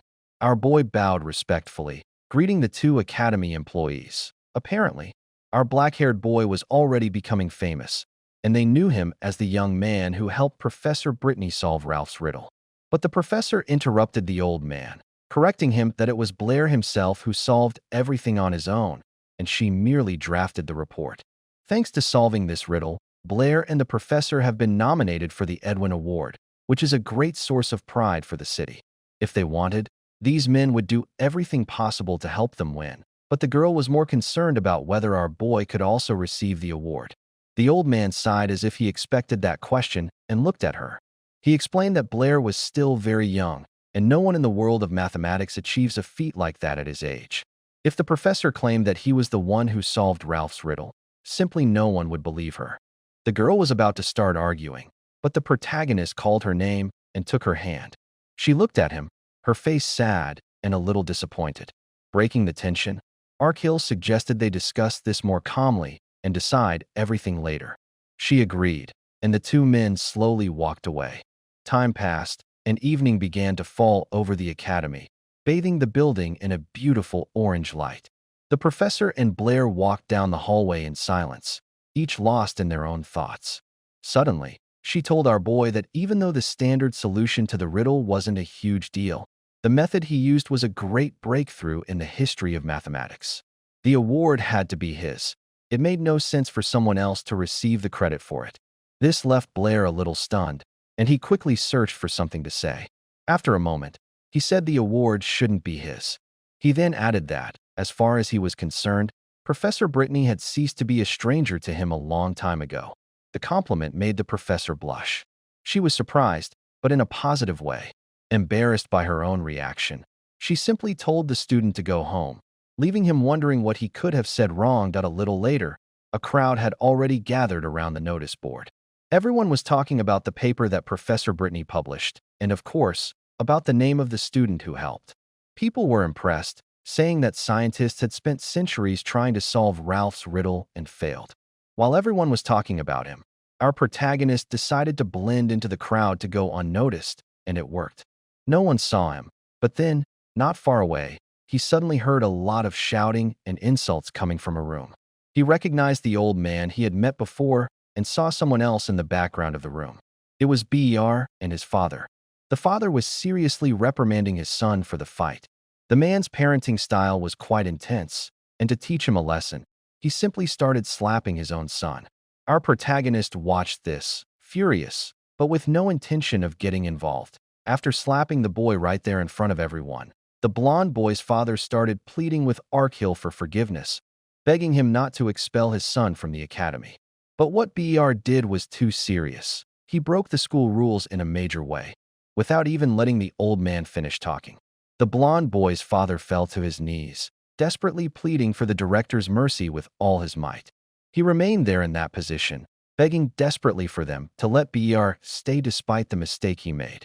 Ber was surprised by his father's actions and told him to get up, but Blair, despite everything, decided to intervene. That he approached Arkhill, greeted the director, and was greeted in return. Feigning that he hadn't heard anything, our boy asked the director what happened with Ber. Instantly, the blonde boy's face filled with rage when he saw that the black-haired boy had decided to get involved. Arkhill explained that the student caused trouble, broke a major rule, and the academy had already decided to expel him. Swallowing his pride, Ber's father, still on his knees, grabbed Blair's sleeve, thinking he could help. He said he would teach his son a lesson and begged for forgiveness, explaining how difficult it was to get his son into this academy. If they expelled him, his life would be ruined. After all this drama, the black-haired boy just sighed, preparing to speak. He turned to Arkhill and calmly asked him not to punish the blonde boy so severely. The bully, upon hearing this from the very person he had been provoking, was completely surprised. After hearing the request, the director said that the academy could suspend the expulsion for a while. Ber and his father were totally surprised and relieved, but Arkhill warned that if Ber ever did anything like that again, there would be no second chance. In response, the blonde boy's father forced his son's head down, making him bow in respect. The father then ordered Ber to thank Blair and Arkhill. Too scared to disobey his father, the blonde boy bowed and thanked the director and Blair. The old man accepted the apology and told them both to go to class. They reached the auditorium door, and our boy was about to open it, but then the blonde boy stopped him, asking why he decided to defend him. With his hand on the doorknob, our protagonist paused and reflected for a moment. He explained that he did it only because he didn't want Ber to disappoint his own father. The boy looked at the floor, thinking about what Blair said. After that, he turned around and genuinely thanked him. He also told him to be careful of Fiji because that guy wasn't going to let this go. He added that Fiji's uncle was the academy's vice director. Later, after class, Blair headed to the library as usual, thinking about the complicated day he had. Suddenly, the librarian appeared in the doorway with a very serious expression, making it clear it wasn't going to be a good conversation. Our protagonist didn't expect to see him there and asked what he was doing. The librarian got straight to the point and asked if Blair had fought with anyone lately. Our boy was surprised and totally confused. He asked if something had happened. Then he received the news that he could no longer work in the library or live in his room. And to make matters worse, it was a direct order from the vice director. After this bombshell, our protagonist decided to look for Professor Britney, who had wanted to take him and Isabella to a math seminar from the beginning. Blair explained that he couldn't go, as he was kicked out of his room and now had to find a place to stay. In response, the professor invited him to live at her house, saying she had a spare room. Our boy became nervous about the offer, already imagining what living with her would be like. Concerned, he asked if it would be a bother for her to have him living there. She calmly replied that it wasn't a problem at all because this way they could study mathematics anytime. Her answer made sense to him, but he was still very flushed nonetheless. They sealed the deal, and she told Blair to meet her after the ball. Suddenly, Isabella burst into the room without warning and immediately asked what our boy was doing there. The professor explained that Blair would also be going to the seminar with them and that, from now on, he would be living with her. This last piece of news infuriated the blonde, and she immediately started complaining. Not understanding her student's reaction, the professor said that Blair wasn't a bad person and there was nothing to worry about. Meanwhile, our protagonist just stood there, wondering why he was being scolded again. To ease the tension, the professor practically kicked the girl out of the room, telling her and Blair to get ready for the seminar. Then the professor asked if he had clothes for the event, explaining that it needed to be something formal. Not knowing what to wear, he asked if a magic robe would work. The professor said if he had one, it was perfect. Some time passed, night fell, and the ball began. Everyone started arriving slowly, and there was our boy on the red carpet, flanked by two girls in beautiful dresses. When they arrived at the venue, Isabella announced they had arrived. It was the Howard family mansion, the same place where the Magic Society hosted its events. This Magic Society was a super important organization in the kingdom, which is why they always used the Howard mansion for everything. It turned out this mansion was the home of their class representative, Fiji. Further inside, three boys were standing, having a rather heated discussion. Just then, their teacher, Britney, approached one of them, the vice president Calvin. Calvin noticed the teacher in Blair's group and greeted everyone very enthusiastically. Our boy immediately greeted the guy back. Isabella, who was next to him, was confused about how they knew each other. The vice president then asked Blair to introduce his friends, mentioning that they had been talking about him. Professor Britney decided not to interrupt their chat and walked away, saying she would catch up with them later. Blair and Isabella entered the mansion, and their jaws simply dropped at the sight of everything around them. Our protagonist was astonished by how elegant the party was and headed straight for the food table. Without thinking twice, he started grabbing a bunch of snacks and drinks, devouring everything in the blink of an eye. But Isabella was not at all happy with this scene. Thinking he was embarrassing them, suddenly, something caught Blair's attention, and he looked in one direction with great interest. He saw a huge painting on the wall that showed two rivers connected by several bridges. The blonde girl explained that this was the greatest pride of the Howard family, the painting called the Seven Bridges of the Royal Capital. Blair, somewhat confused, asked the name of the painting again, making it clear he had no idea what it was. Their conversation was overheard by the son of the house owner, a playboy who, mocking him, started insulting our protagonist for his behavior. Isabella couldn't stand the guy's attitude and defended Blair, saying he was her guest and deserved respect, but the blonde guy couldn't care less. He continued insulting Blair for his ignorance, since he didn't even know such a famous painting. Isabella decided not to start any more trouble with this guy and grabbed Blair's hand to get out of there. The class representative, Fiji, saw her holding our boy's hand and was visibly angered by the sight. He chased after them and confronted Blair, saying the only thing he knew how to do was hide behind girls. In response, Blair made a small joke and asked, "What is the true meaning of the painting?" For some reason, the question left Isabella confused, and she just stared at him without understanding. Blair then explained that if he understood the story behind the painting, he would be able to create a new magical method. The blonde guy heard this and scoffed, saying that Professor Britney only put his name on the work out of pity and nothing more. Isabella defended him again, saying Blair discovered how to solve the riddle by himself. In response, the blonde guy decided to stage a scene. He announced loudly for everyone to hear that Blair was going to solve the riddle written in the painting. Isabella was surprised by his attitude, realizing the guy had just turned a personal problem into a public event.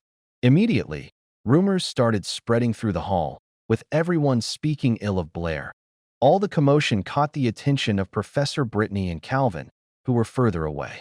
The blonde guy then provoked our protagonist, saying he was now obligated to solve the riddle in front of everyone. Suddenly, a hand grabbed our boy's arm. It was Professor Britney. She looked worried and asked him why he went and picked a fight with Fiji. She explained that the Howard family was very powerful in the city, and messing with them was asking for trouble. If he continued like this, he would have problems not only with the Math Society, but with the entire academy. To make matters worse, this Seven Bridges problem was something mathematicians had been trying to solve for centuries. Fiji just wanted him to try and solve it so he could humiliate our boy in front of everyone. Then Fiji, the blonde guy, heard the conversation and turned toward Professor Britney. He taunted her, saying she herself called Blair a genius, but now it seemed she no longer trusted him. The professor got nervous and started raising her voice to explain herself, but she was interrupted. It was then that Blair, full of confidence, said that he would indeed accept the challenge. He said it was a way to thank the head of the family for having him kicked out of the library. The nearby girls heard this and were surprised because they had no idea of the real reason he left the library. They even asked him if he was sure, but Blair was already turning toward Fiji. He confirmed that he would solve the problem and that he accepted the wager. Then Fiji began to explain the history of the so-called Seven Bridges Challenge. It was devised by a man from the first generation of the Howard family. Many years ago, the head of the family was an important official and noticed that the capital city had a unique geography. At that time, the city was much smaller. The city was divided by a river with 2 islands in the middle. To connect everything, they built 7 bridges. These bridges helped the city's people connect and conduct business. One day, this old family head was looking at the bridges and had a crazy idea. Was it possible to cross all 7 bridges, passing over each one only once, and return to the exact same place where you started? When he posed this question, mathematicians across the kingdom went wild trying to find the answer. A lot of famous scientists traveled to the capital just to try and solve the problem. Time passed. People proposed many theories, but no one could figure out how to return to the starting point without having to cross a bridge twice. Until one day, the old man who had created the challenge announced that he had found the solution. He told everyone to meet him the next day to prove he was right. So, mathematicians from everywhere gathered at the bridges, but they waited all day, and the man never showed up. A few days later, they found his body. The story says he got so excited by his discovery that he ended up tripping and drowning in the river. His death was a huge blow to everyone in the world of mathematics. The problem was never solved, and not even his own family knows the answer. Even with the solution lost, the family hung an engraving of the bridges in their hall to honor the man. Fiji finished by saying that this entire story was a source of pride for them. Our boy instantly understood what this was all about because this puzzle was very similar to one that existed in his world. After telling the whole story, Fiji asked with a mocking smile if Blair believed he could find a solution. Blair replied, "No, I won't find a solution," and then added that if he couldn't, then no one else could either. Fiji almost burst into laughter at this answer. He could barely contain himself and let out a contemptuous laugh. He simply couldn't hold it in any longer and started laughing loudly in the blonde guy's face. The crowd was a little confused and started to disperse, finding their small dispute quite boring. One of the girls there commented that Blair was just another arrogant brat who didn't know his place. But her friend, who was right beside her, kept an eye on our boy and noticed that he had a very sharp look in his eyes. To her, the black-haired boy wasn't as foolish as everyone thought. After his fit of laughter, the protagonist began to explain his answer. He said that the 7 bridges riddle simply has no solution, and that's why he couldn't solve it. With that answer, everyone in the room fell silent, processing the information. Professor Britney and Isabella started whispering to each other about what he said. Fiji got angry and cursed at our boy, asking how the first elder of his clan could have found a solution if one didn't exist. In response, Blair threw another question back at him. Is there any proof that this supposed elder actually solved the riddle? The blonde boy was stunned by his audacity and asked if he had any idea who that old man was in the kingdom. Suddenly, someone in the middle of the crowd struck a cane on the floor and told everyone to quiet down. The man was Viscount Howard, who told Fiji to stop showing off his family. The blonde boy instantly shrank and apologized to his father. The Viscount then approached Blair and said he had heard of him. Our boy, showing no emotion, politely bowed and greeted the head of the family. The Viscount then said he saw the argument with his son and even apologized for the boy, but quickly continued, saying he heard Blair claim that the riddle had no solution and that this was a lack of respect for the honor of his family's ancestor. The protagonist began by explaining that the 7 bridges of the capital truly had no solution. The girl nearby noticed that he had never seemed so confident. The Viscount grew nervous and, now irritated, asked if Blair genuinely intended to prove what he was saying. Our main character didn't back down and said he could demonstrate to everyone that the enigma was impossible. According to him, many scholars of that era tried to solve the problem by practically testing the paths, which was a valid attempt. But if you truly observe the problem, the answer was something completely different. As he spoke, He was drawing on a piece of paper and then decided to show it to everyone. He explained that a practical and complicated problem like this could be transformed into a simple drawing, where each piece of land is a point, node, and each bridge is a line, edge, connecting those points. Thus, the map of the 7 bridges could be simplified into that drawing. If you can leave each point without repeating a path, it means you can return to your starting place. The crowd was stunned, and some people commented that they had never thought of solving the problem that way. Seeing this, one of the 2 girls who had been talking about Blair admitted that he wasn't so simple after all, and that her friend was right. The other girl gave her a told you so look, totally satisfied with having been correct. The protagonist continued with his explanation. He said that, apart from the starting and ending points, every time you cross a bridge to arrive at a location, you need another bridge to leave. So he simplified the mathematics. The points that have an odd number of connecting lines are odd points, and the points with an even number of lines are even points. Professor Britney understood the logic. To leave the starting point and return, you have to pass through every point, and to achieve this, all points must be paired, even. Our boy confirmed her idea and said that was the key. Just then, a guy with glasses understood what Blair was saying and started asking a question out loud, but Blair interrupted him immediately. He explained that the 4 points in that puzzle are all singular, or in other words, odd. Thus, no matter what method they used, they would never be able to return to the starting point. He dropped the bomb. The 7 bridges puzzle has no solution and never did. The entire crowd was shocked, processing what he had just said. The guy with glasses admitted there was no flaw in the theory, meaning the problem really was impossible. The blonde boy, Fiji, who was utterly embarrassed by the revelation, shouted that Blair was wrong. Then everyone started to realize the truth. The Howard family had been lying all along. Fiji told everyone to shut up and insisted he was wrong, but after such clear proof, no one doubted anymore that the puzzle was unsolvable.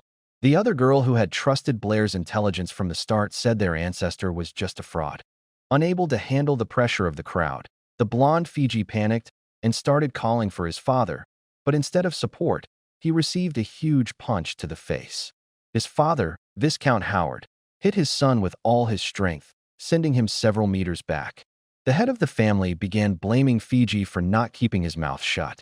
He said that if it weren't for him, the Howard family wouldn't have been humiliated in front of so many people, and swore to himself that the person who dared to dishonor his family would pay for it. The Viscount tried to sneak away, getting out of everyone's sight. But suddenly he heard a voice telling him to stop. It was Blair. He said that according to the rules of the Math Society, since he helped Fiji with the question, the Viscount now had to help him in return. The Viscount stopped, thought for a moment, and ended up agreeing. He asked, "What question does Blair want answered?" And our boy's question was quite simple. If the sides of a square are 1, what is the value of the diagonal? The head of the house looked at him completely stunned, not knowing what to think. Professor Britney intervened and asked if Blair knew that it was the Howard family who created the Howard theorem. According to his theory, if the sides of a square are equal to 1, then the square of the length of the diagonal will be equal to 2. That is correct. But Blair pointed out that this wasn't what he asked. His question was about the value of the diagonal itself, not the value the Viscount gave. The head of the house turned pale at this detail and started to panic. The listening crowd also began to wonder what the value of the famous diagonal was. Everyone was waiting for the Viscount to explain it. After thinking for a long time, the man started sweating cold and grew nervous because he simply didn't know the answer. Our protagonist then realized that, just as he suspected, the Viscount had known about the existence of this number all along. That in Blair's former world, scientists were respected, but no one really cared about them. In this world, however, science isn't as advanced, but scientists are treated like celebrities. People who make great discoveries become famous worldwide and earn the respect of even royalty and nobles. Thus, scientists united, gained economic and political power, and became a massive force. The Howard family is like the chiefs of the mathematical community, so what they say is law. And in this math society, there are all sorts of people, scientists, politicians, and even church folk. They believe that everything in the world can be explained with numbers. Basically, their whole idea is quite similar to the Pythagorean school, which was founded by a super famous scientist in ancient Greece. The Pythagorean school had a lot of followers, but they had one flaw that caused everything to collapse. The problem was that they thought everything could be represented by whole numbers or fractions. They believed that with those numbers, you could explain anything in the universe. But then one of Pythagoras' students, a guy named Hippasus, discovered a big flaw in that way of thinking. He demonstrated that it was impossible to calculate the diagonal of a square using only fractions. This discovery shattered the very foundations of everything they believed in. The group grew so desperate that instead of solving the problem, they decided to get rid of the guy who found it. They grabbed poor Hippasus, tied a rock to him, and threw him into the sea. But it was no use because the truth always comes out. More and more people started talking about the problem Hippasus found, and in the end, the Pythagorean school collapsed. These numbers that couldn't be written as fractions were called irrational numbers. And from there, the knowledge of numbers simply exploded, creating a whole new field in mathematics. From the Viscount's face, Blair realized that he had known about irrational numbers for a long time. And our boy grew curious about how this world dealt with all that. The question put the Viscount in a bind, and he started sweating cold. The audience grew very curious, and people started trying to calculate that diagonal right then and there. Britney was also intrigued and asked, "What is the problem with this number, since it cannot be expressed?" Our protagonist explained that it is an entirely new type of number, and there are many others like it. He said someone had already found such a number before, but the discovery was silenced because of Fiji at that moment. The Viscount realized the mess he had gotten into, and it was all his own son's fault. He turned toward the boy and gave him a furious glare. But the blonde was not in the mood for another beating, so he started desperately looking for a way out. Fiji then decided that everything was Blair's fault for dishonoring the Howard family. With hatred in his eyes, he lunged at our boy to beat him up. The blonde rushed forward, blind with rage, his fists ready to fight. Blair, seeing the problem approach, prepared to defend himself, but suddenly, just as Fiji's fist was in the air, a hand shot out and grabbed his wrist tightly, stopping the attack. The one who stopped the blonde was that girl who had been watching Blair. Fiji looked at the redhead, completely confused, and yelled at her to let him go. The girl, indifferent to the blonde's panic attack, politely apologized and said she had to stop him. Fiji tried to break free, but it was useless because, for some reason, this girl was incredibly strong. Suddenly, he heard his father's voice calling him, and the boy froze in fear. The Viscount was not at all happy with his son's behavior, which had stained the family name, and Fiji expected a serious reprimand. The blonde boy tried to explain himself, but his mind went completely blank. Then, the head of the house raised his voice, preparing to say something to everyone present. He apologized to the crowd for the problems his son caused, saying it was all his fault. And as for the number Blair mentioned, he told everyone not to worry because their mathematical community would find a way to find an explanation. He politely thanked Blair and said he had to leave, but all that courtesy was just an act, and he shot a mocking glance, wishing our boy good night on his property. Blair, savoring his small victory, also wished the Viscount well. As he went to attend to his affairs, the Viscount thought he never imagined going through such shame. Our protagonist then sincerely thanked the woman who defended him from the blonde. She was surprised that he had forgotten his own teacher's aid and asked how he could be so forgetful. Suddenly, Isabella hit the back of Blair's head with all her might, taking him completely by surprise. Annoyed, she asked why he was flirting with other women. This playful little dispute made the redhead burst into laughter. She apologized for interrupting the couple's flirtation. The two, surprised, looked at the woman, who said it was just a joke, but that she was a little jealous of their relationship. Isabella got very flustered by the comment and said the woman was mistaken. The blonde then asked, "What is Alice, the redhead girl, doing here?" Alice explained that she always attended these events, but she didn't expect to see the mayor's daughter there. Then, Britney intervened and explained that Alice's family was well known in the city's mathematical community and that Alice had been attending these seminars representing her family for years. She introduced herself to our boy, saying her name and extending her hand. The girl said she was a third year at the academy and Isabella's classmate. Blair shook her hand and said the pleasure was all his. Alice then moved closer to his face and looked at him with a curious expression. Being so close, our boy couldn't help it and ended up glancing at her chest. blushing with embarrassment. While Alice looked at the protagonist, Isabella felt dejected, realizing she couldn't compare to the other girl's beauty. The mayor's daughter's classmate said she liked Blair's presentation and suggested he start studying mathematics more seriously, but Blair suddenly rejected her, saying he would have to decline. He suggested she go see Professor Britney instead, as he learned a lot from her. Alice immediately realized he wasn't going to fall for cheap tricks and was impressed by his audacity. Alice bid the group farewell and told Blair that she wanted to talk to him alone later. This made Isabella a little jealous. Blair was curious about her reaction when he asked if she wanted to go with Alice, but Blair just looked at her, completely confused, asking why he should go with the other girl. In Isabella's mind, all boys were the same. They saw a pretty girl and immediately started chasing her. Not wanting to drag out the conversation, Blair blurted out that Alice couldn't even compare to Isabella's beauty. This made her flustered, and she asked if he was serious. Our boy, with a completely serious expression, replied that he was. He really thought she was more beautiful.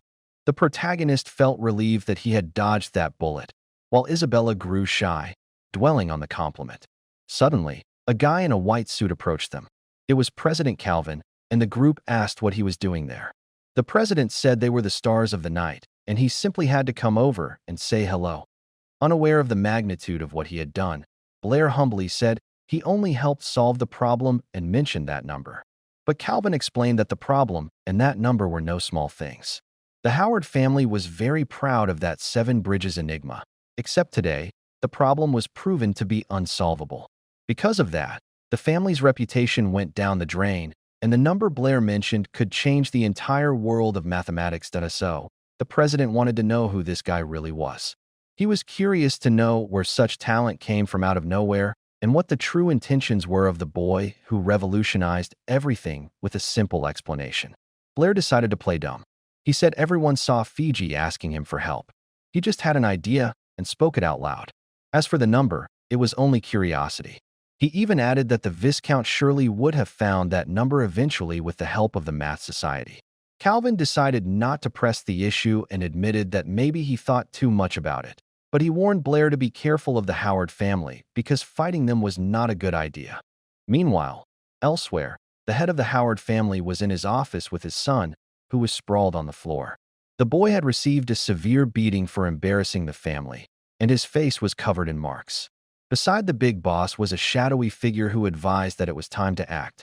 The Viscount was waiting for Blair to leave the mansion to take care of him and make everything look like an accident.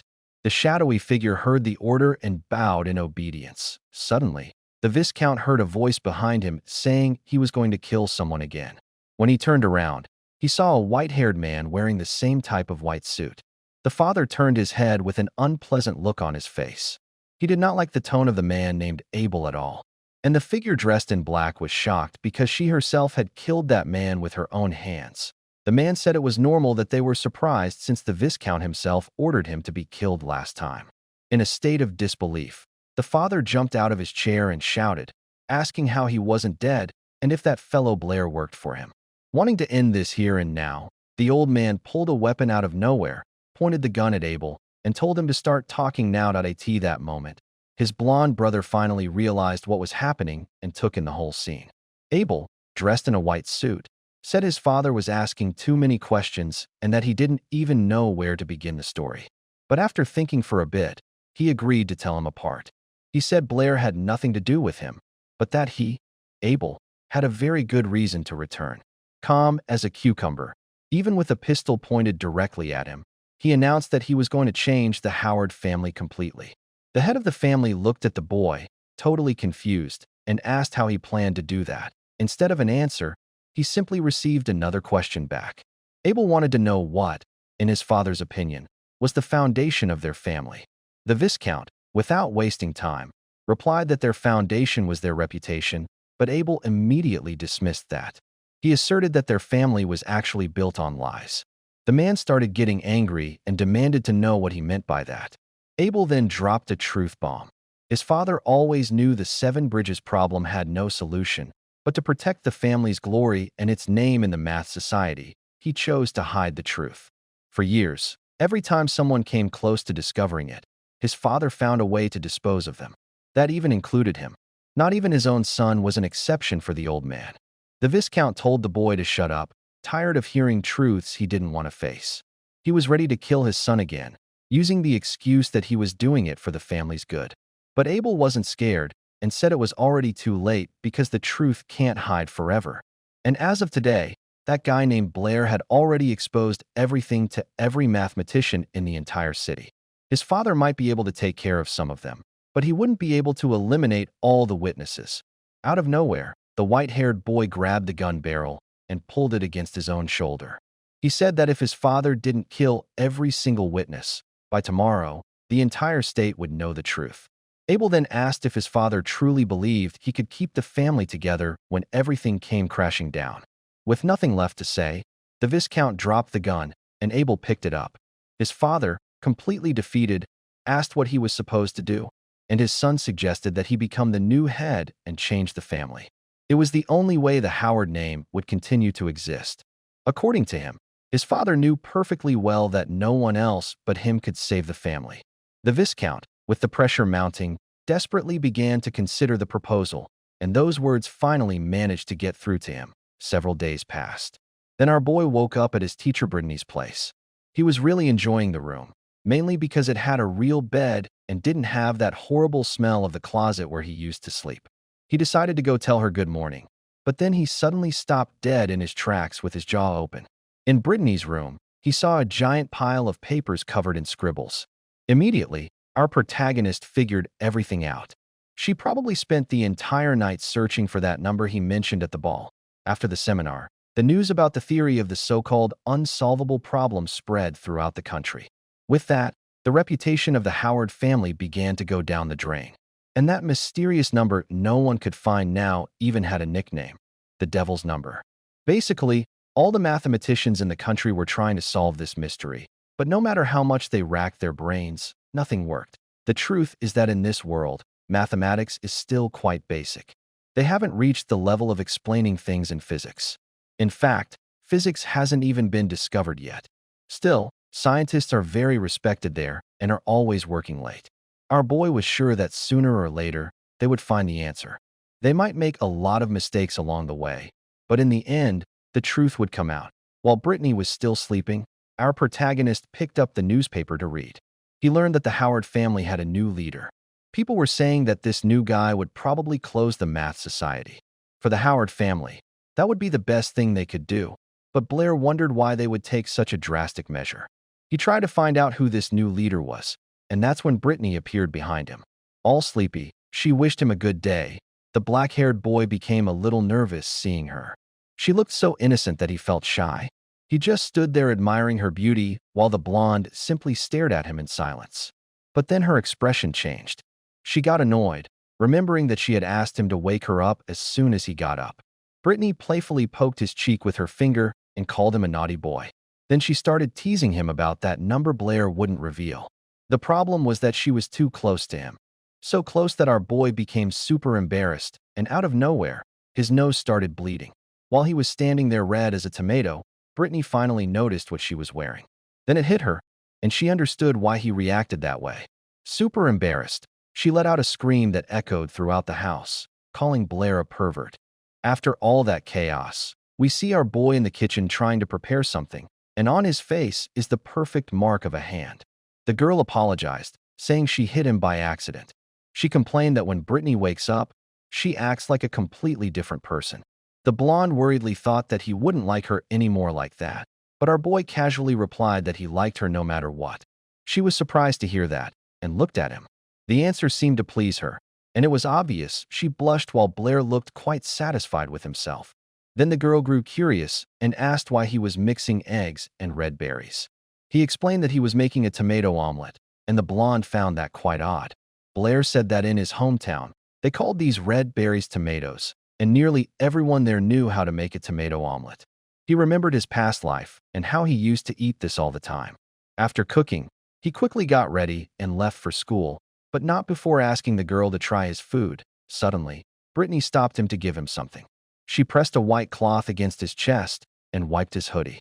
Our boy was dying of embarrassment from Britney's unexpected move. At least his clothes looked a bit cleaner now.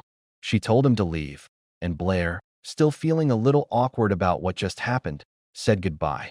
The girl was left alone at home and decided to try the food, which still seemed quite strange to her. She took a small portion with her spoon and slowly put it in her mouth. The taste of the omelet completely surprised her. Brittany had never tasted anything like it before. It was so good it gave her goosebumps. She savored the sweet taste of the tomatoes. The food was incredibly delicious, and she was completely astonished. Meanwhile, our boy had already arrived at the academy and suddenly realized his stomach was growling like crazy. While he was busy cooking for Brittany, he completely forgot about himself and ended up leaving without eating.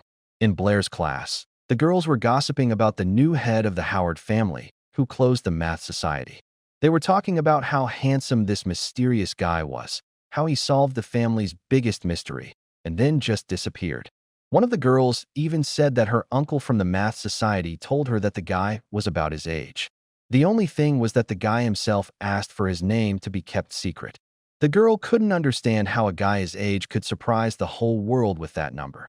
Blair was half listening to the conversation when he saw Isabella standing right next to him, asking about the devil's number, but our boy kept denying it, saying he didn't know anything.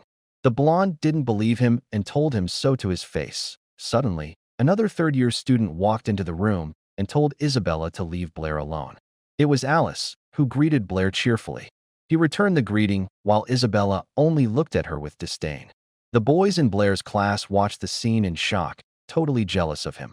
One of the guys was just standing there trying to understand why Blair was so popular with girls. Just then, Alice approached our protagonist and asked if they were talking about the devil's number. But instead of an answer, the only thing she heard was a very loud growl coming from our boy's stomach. The two looked at him confused, and Blair was absolutely mortified by the situation. He apologized to them, but Alice found the whole thing so strange that she simply burst out laughing. Isabella immediately called the guy a pig, complaining that it wasn't even lunchtime yet. Suddenly, a small roll wrapped in a napkin was placed right in front of his face. It was offered by Alice, who said she accidentally grabbed one too many and was asking for help to eat it. Blair looked at the roll, practically drooling. He sincerely thanked the girl and told her she was a truly good person, but Isabella pinched his cheek and yelled at him not to accept food from strangers. He tried to explain that he wanted to refuse, but the roll smelled too good. The blonde looked at him super annoyed and asked why he didn't ask her for some bread. Blair then reminded her that she was the one who called him a pig, which is why he didn't ask for anything. Alice explained that it was natural for her to want to help because Blair was a genius. Isabella turned green with envy at the comment and, a little embarrassed, also offered her food to our protagonist, telling him to forget about Alice's role. Alice, in turn, mocked the blonde, saying she couldn't decide for him. As they weren't dating or anything, Isabella's patience ran out, and she shot the other girl a murderous glare. The blonde then gave Blair a choice, either her sandwich or Alice's roll. He could only choose one. The fight between the two simply escalated, and our boy just wanted to eat in peace. He asked Isabella to pass him the sandwich, thanking her. The blonde even did a little victory dance, thinking he chose her dish, but then out of nowhere, he grabbed the roll with one hand and the sandwich with the other and stuffed them both into his mouth at the same time. To everyone's surprise, he puffed out his cheeks trying to swallow. He forced it down his throat and managed to swallow both. With tears in his eyes, he said it was delicious and thanked them both. The whole crowd looked at him with their mouths open in complete disbelief. Isabella still bragged, saying her sandwich was so good that Blair simply devoured it in an instant. Then, Alice noticed that a small crumb from her roll was stuck on his face and decided to remove it with her finger. She said with a more provocative look that there was still something on his cheek and that she would eat it herself. The girl licked the crumb directly from her finger and called Blair messy. Continuing her teasing, Alice ate the piece, and Isabella reacted horribly to it. Suddenly, the bell rang throughout the building, signaling that class was about to begin. Alice said goodbye to Blair, telling him to study hard. The blonde, with a furious look, then told him to wait for her in the classroom after class ended. The third-year girls left the room, slamming the door. Blair could finally breathe a sigh of relief. For him, all this change was already quite stressful. Out of nowhere, someone pinched his cheek again and called his name. It was Toby, who immediately asked where he had met Alice. Blair replied that he met her a few days ago at night, and Toby had a really strange reaction. Our boy explained that Professor Britney had taken him to a math seminar, and that was where they met. Then Toby realized that it was at that same seminar where everyone started talking about the so-called devil's number. But his curiosity had to wait because the teacher arrived in the classroom and called Blair to the blackboard. Britney asked the class to divide into groups to try to solve the problem. While no one was looking, the teacher gave Blair a small nudge and said his name. She discreetly handed him a small roll, and our protagonist's reaction was a little strange. The teacher whispered that she noticed he hadn't had breakfast and brought him something to eat. But Blair, who was already full, looked at the bread with pure desperation that he returned to his desk, where everyone had already divided into groups. Toby saw the bread in Blair's hand and asked him where he got it. Blair, not wanting to go into detail, said he would tell him later and that right now they needed to solve the problem. The pink-haired girl suddenly intervened and asked Blair about the guy who was at the math seminar, trying to play dumb. Our boy said he thought he saw the guy there. The girl didn't quite understand his answer, but she gave Blair a look as if she knew he was hiding something. He made up an excuse, saying that when the mysterious man appeared, he had gone out for a second to take care of something, and by the time he returned, the guy had already talked about the devil's number. Toby joined the conversation, and both couldn't believe how Blair missed it. Our boy explained, saying he had eaten too much and was having stomach problems. His friend, a little suspicious, said that Blair really missed out on an opportunity, but the pink-haired girl defended our protagonist, saying that just going to an event like that was lucky enough. She remembered that he was very good at mathematics and asked him to make time to study with her. Toby teased the girl, saying her study request had other intentions. The other girls sitting with them in the group started getting very annoyed with the conversation. A while passed, and finally, the bell rang, signaling that class was over. The protagonist was exhausted because he spent the entire time trying to avoid Isabella without being seen. He just wanted some peace and quiet to finally practice magic, as he needed to keep his skills sharp. Out of nowhere, not far away, he heard a voice asking since when he had become interested in magic. He looked and only saw a dark silhouette in front of him, unable to make out who it was. Suddenly, a cold blade was pressed against his throat, and our boy was terrified. Blair looked at the person threatening him, filled with fear, but he couldn't see her face at all. The dark figure was, in fact, a blue-haired girl. It was the protagonist's classmate, Molly, who told him not to move, warning him that the dagger was very sharp. He immediately recognized her as his friend Molly and was confused about why she was doing this.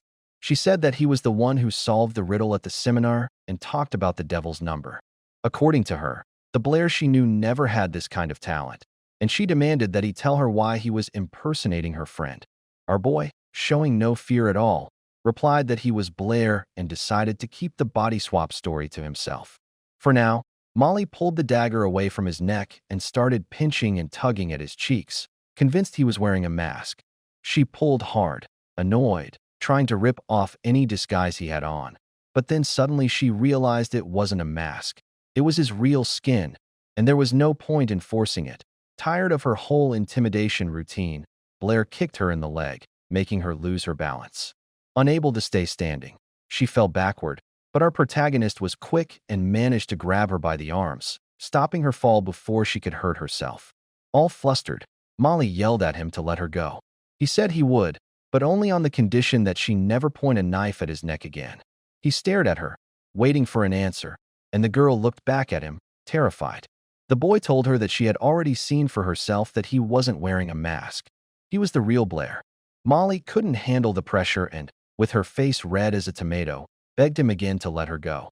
Then she asked him where he got these new abilities and why his way of speaking had changed so much. Our protagonist decided to tell her a half-truth. He said that he was Blair, but at the same time he wasn't, because one day he simply woke up like this. He explained that he came from a world without magic, but where science was incredibly advanced. People there didn't even know how to use magic. To them, it was just a thing of fiction. In that world, science was so advanced that it even surpassed magic. People could do things that even the mages here couldn't achieve. With all that technology, they had already explored the universe and even traveled to other planets. He told her that in this other world, he was just a math professor, which is why he had knowledge that no one here could imagine existed. Molly was amazed. asking if it was true that you could cross the skies and if other planets really existed. The guy confirmed that yes, that's right.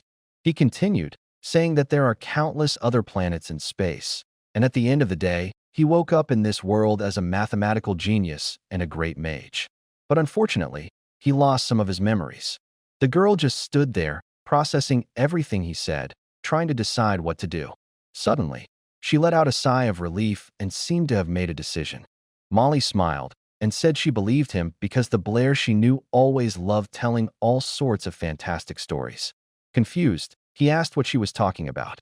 She replied that he always liked science more than magic and kept saying he wanted to live in a world without powers, probably because he always struggled with it. The girl said he must have been crying that day about his memory loss and promised that she would help him get it back. Playing along with the situation, our boy took Molly's hand and thanked her for her concern. She got all shy while Blair gently held her hand. But completely ruining the mood, she pulled away and told him not to get the wrong idea, that she only agreed to help with his memory and nothing more. Some time passed at the academy, they resolved their issues, and everyone went their separate ways. Blair was left there in the hallway, thinking about his life and the things he had done. He started to worry a bit because this was the first time he had told someone about this whole world-traveling matter.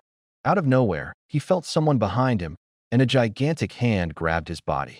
When he looked, it was Toby, who lifted our boy into the air without any effort, holding him with both hands. A small argument started between them while Fiji watched from a distance. When they finally noticed the blonde guy there, Blair was already trying to calm his friend down. Then, Toby approached Fiji, demanding to know what he was doing there. But to everyone's surprise, Fiji bowed in front of them. He started apologizing to Blair, saying he treated him very badly. Fiji Howard insisted that the apology was sincere and asked for forgiveness again. Blair, who didn't expect this at all from the arrogant blonde, just stood there staring at him, completely surprised. The atmosphere became strange, and the crowd around them started noticing their boss's odd behavior. But instead of saying anything, our protagonist simply looked at Fiji with a look of, "What the heck?" on his face. The crowd that had already gathered had no idea what was going on. Why in the world would Fiji Howard be apologizing to Blair? Out of nowhere, Fiji pulled out a fancy-looking paper and handed it to our boy. It was an invitation from his older brother, Abel, who was now the new head of the Howard family. It turned out there was a conference that night with all the kingdom's mathematicians. Abel wanted to discuss the Howard family's reputation. Fiji, looking like he was being forced to do this, asked Blair to please attend. Toby, sensing a trap, warned Blair that this could be a setup. Our protagonist stood there thinking, deciding whether or not to attend this conference. Time passed, and night fell. The sun had set, and the Howard mansion began to fill with important people and scholars. And of course, Blair couldn't resist his curiosity and also showed up to see what this conference was all about. Suddenly, someone pulled his ear, and he thought this scene felt terribly familiar. It was Isabella, super angry because Blair had stood her up earlier, and right behind them appeared Professor Britney, who was also there. She greeted both of them and said she was also looking for him at the academy. The protagonist was surprised to learn that the professor was called to the conference. According to her, news of the event had spread throughout the kingdom. Basically, almost all the mathematicians in the city were there. Some even came from far away. But here was the surprising thing. No one else received a formal invitation. Apparently, Blair was the only one to receive an official invitation to the supposed conference. Suddenly, someone touched Blair's ear again, and he blushed completely. It was Alice, asking what was wrong with his ear. Then, the whole group surrounded our protagonist and started talking loudly. It was total chaos. Our boy already knew where this was going. The two girls were going to spend the whole night arguing. Before things could get worse, Brittany told everyone to enter the mansion, and there went Blair, surrounded by the girls, slowly walking up the stairs toward the hallway that led to the main hall. Inside, something immediately caught his attention, and he couldn't stop looking. It turned out that the famous painting of the 7 bridges of the capital was no longer on the wall. Brittany, who was next to him, was curious to see how the new head of the family, a certain Abel, was going to handle all this mess. Blair noticed she was talking about this guy Abel as if she knew him, so he asked if that was the case. She confirmed that they were in the same class. Brittany explained that Abel wanted to be a professor at the academy, but disappeared about 3 years ago. She was surprised when she found out that he had suddenly become the new head of the Howard family. Then Blair, feeling curious, asked, "What is this guy Abel like?" The question took Brittany by surprise, and she was a little speechless when talking about her former classmate. After thinking for a moment, she summarized by saying that he was a guy who lived and breathed mathematics. Meanwhile, as the crowd gathered in the main hall, Abel was in his office reviewing some documents. Fiji, his brother, walked in and told him that everyone had gathered and was just waiting for the new boss. But Abel replied with a totally random question about love, saying that waiting only made the meeting more exciting. Then he asked if Blair showed up at the conference. The blonde boy replied that there was a huge crowd outside, and it was impossible to know if Blair came, but he did his best. Abel noticed his brother was tense and tried to calm him down, telling him to relax, that he wasn't their father and didn't need to be afraid. Finally, he told his brother it was time to go meet everyone, saying that this was the beginning of a new era for the Howard family. Back in the hall, the crowd had been waiting for a while and had even started to relax a bit. Ber was also in the middle of the crowd when suddenly he saw the back doors burst open and Abel and his brother walk out. The guy with the scar walked down the red carpet with a super confident posture. Some people in the hall were a little surprised to see how young the new leader was. He approached a spot where everyone could see him, greeted the crowd, and thanked them for coming. He introduced himself as Abel Howard, the new representative of the family. Brittany looked at him and realized that the guy had completely changed. He wasn't the same guy from 3 years ago. The way he dressed, the way he spoke, everything was different. Turning to the crowd, he said he knew everyone was eager to get to the main event, but first, he pulled out a book and asked permission to tell a story about the family's past. Our boy Blair looked at the book, super curious, trying to figure out what it was. Abel then explained that it was the diary of the clan's first ancestor. He said this book contained all the truth that the family had hidden for centuries. The story went that, like many other scientists, their ancestor went to the 7 bridges to solve that famous problem. He spent a lot of time there racking his brain, but he couldn't find the answer. Still, the old man had no intention of giving up, and then one day, the ancestor finally thought he had found the right path. He got so excited that he ran out to tell everyone. The next day, he showed the path he supposedly found. The old man was so happy that he didn't even stop to check if his theory was correct. He was just spreading the news, but later that night, he decided to really test it. And that's when he realized the big mistake he had made. He hadn't found the correct solution at all. In fact, he had only taken a wrong shortcut in his research. The man realized the gigantic mistake he had made, and that the next morning he was going to be completely humiliated in front of many people. In the end, unable to bear the shame, the ancestor decided to throw himself into the river. He wanted to pay for his mistake with his own life.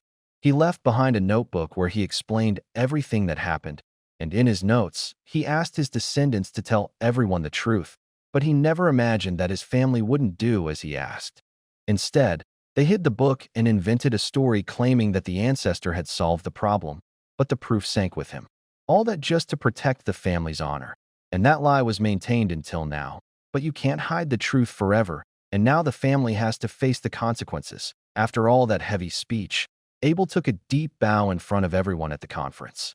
He said he wanted to apologize to everyone for hiding the truth for so many years. Then, a group of people in the audience started yelling at him, asking him how his family had the nerve to hide it for so long. Evaluating Abel, Blair realized that the guy was quite determined. Once it was clear that the 7 bridges problem was unsolvable, it was obvious that the Howard family had been lying all along. Now that he has told the truth, future generations will have an even greater responsibility. And for their first ancestor, the Howard name will become a mark of shame. Suddenly, a girl in the crowd asked if that was why Abel dissolved the Math Society. Without looking up, the new family head replied that atonement was one reason, but not the main one. The main reason for dissolving the society was the so-called devil's number. The same girl asked again if they had managed to find that number. Abel straightened up and said no. They hadn't been able to find the devil's number, but it wasn't because they lacked ability. He stated that this number simply did not exist, which left Blair quite surprised that an older man in the audience asked why he thought the number didn't exist. Abel explained that the number did not exist within the framework of their current knowledge, which is why he dissolved the Math Society. A guy with glasses asked if they would never be able to discover the devil's number, but the answer was no. The white-haired man affirmed that the devil's number can be solved, and one day they will be able to do it. But for now, this is an entirely new field of research, and the person who can guide everyone into this new field is none other than Mr. Blair from the Nat Shin Academy, the man who invented the devil's number. The crowd started whispering because hardly anyone there knew our protagonist. Abel, understanding the situation, said that probably few people knew Blair because he is a very modest guy. So, when he presented this number, he asked them not to divulge his name. But now, to overcome this obstacle and enter this new field, he requested Mr. Blair's help at that moment. Professor Britney suddenly turned around to ask our boy what they should do. But then, suddenly she and everyone else realized that the boy had simply vanished without a trace. Yes, he just left. The blonde boy, Fiji, approached his brother and whispered that Blair wasn't there. Abel commented that he thought his curiosity would overcome him, but I guess I was wrong. He said that sooner or later, the boy would show up, and then they could ask him everything in person. Some time passed after the conference. The next day, the rumors were already circulating among the second-year class. The rumor was that the person who invented the so-called devil's number was Blair. Abel managed to push all the responsibility onto him. With that, no one cared about the Howard family's problems anymore. In our boys' class, he was the only topic of conversation. Out of nowhere, Toby approached, tapped Blair, and called his name. But before he could even hear what his friend wanted, Blair interrupted him. He said he didn't see anything at the conference, that he left there right on time, and asked not to be bothered, but Toby ignored him and told him to look where he was pointing. The protagonist turned around and came face to face with the person who was right in front of him. It was the history professor, a guy named Hank, and he was planted right in front of Blair's desk. The professor said that he knew the boy was a genius in mathematics, but he had never tried his class. Blair tried to defend himself, saying his knowledge of history was all jumbled up in his head, but the professor didn't accept excuses and slammed his fist on the desk. He said that even if Blair was famous now, he was still a student and needed to take his studies seriously. Toby, wide-eyed with fear, decided to interrupt and said that someone was looking for Blair. Hank got angry about being interrupted and was about to scold the boy, but Toby simply pointed to the side without even looking. The professor maintained his tough attitude, saying he didn't care a bit who it was, not even if it was the vice director. And then, out of nowhere, the vice director himself put a hand on his shoulder and said he was here for Blair. The professor's attitude changed in an instant. Scared to death, Hank told Blair to get up quickly and just leave with the guy. Our boy immediately got up and ran out of the room, walking down the academy hallway. There, next to the vice director, was President Calvin. He extended his hand to Blair, who asked, looking a little dejected, what they wanted. The vice director explained that the whole world was asking him to solve the enigma of the devil's number and that even the city's math society was feeling the pressure. Blair took in the picture and his expression changed. He was about to open his mouth to speak, but Calvin interrupted him. The president said they really needed his help and that it would be good for him too, but the protagonist, with a small smile on his face, replied that he simply didn't want to do it. The scene changed to Brittany's classroom. She was teaching when the door burst open. It was Toby, who walked in without even knocking. He was completely out of breath. He ran all the way there to tell the professor to hurry up. He said they took Blair and asked for her help. So, the whole crowd gathered around the conference room where our boy had been taken. He was surrounded by the top teachers and administrators of the academy. There were 4 vice directors there just to question him, and 10 or more managers at the door. Blair asked President Calvin how he expected to get his cooperation. The president replied that since the boy invented the so-called devil's number, he couldn't just disappoint the entire mathematical community. Then Blair, changing the subject, asked Calvin directly if he always called the truth something devilish. That answer really annoyed some people in the room. Calvin got straight to the point and asked if it was true that the devil's number could not be expressed as a whole number. The protagonist confirmed it and said that it wasn't just that number. A square with the number 2 or 3 couldn't be expressed either. He explained that this value could not be represented by a whole number and that there were many similar numbers. And most importantly, this could be proven mathematically. Calvin, with a surprised expression on his face, asked the boy if they had been wrong for hundreds of years. But Blair explained that this was normal in mathematics because it is a science where they make and correct mistakes all the time. So Calvin asked if he could help the mathematical community by teaching them the method to prove and formulate a number like that. The protagonist apologized and said that he could not help them with that. From their words, he could now understand what had everyone so scared. They were afraid that the truth they had believed in for centuries could be wrong. According to our boy, fear is the most common human emotion, and there is no reason to be ashamed of it. In his homeland, entire wars were fought just to get to the bottom of the truth. He said that only by overcoming their fear can they advance and find the truth. They need to fight this demon step by step, and if he simply tells them everything himself, he will damage the entire world of mathematics. He believes that they can muster the courage to face their fear directly and overcome this challenge. After all, people have always valued courage. The former president was completely stunned by this phrase, feeling the weight of everything that was happening. Suddenly, everyone around the boy bowed deeply and respectfully, thanking him for the lesson. The president agreed with Blair, saying he was right and they had been too hasty. They thanked the protagonist for his guidance and promised that the mathematical community would never forget his contribution.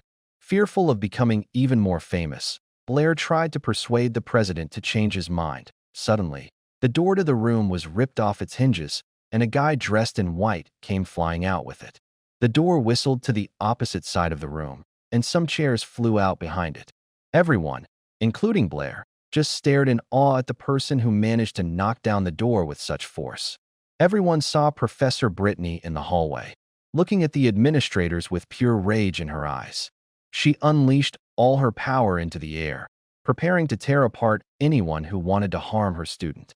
Her face was frozen in an expression of incredible fury, and she slowly asked the people around why they took her. Blair, our boy, on the other hand, simply started waving and smiling at his teacher, calling out to her.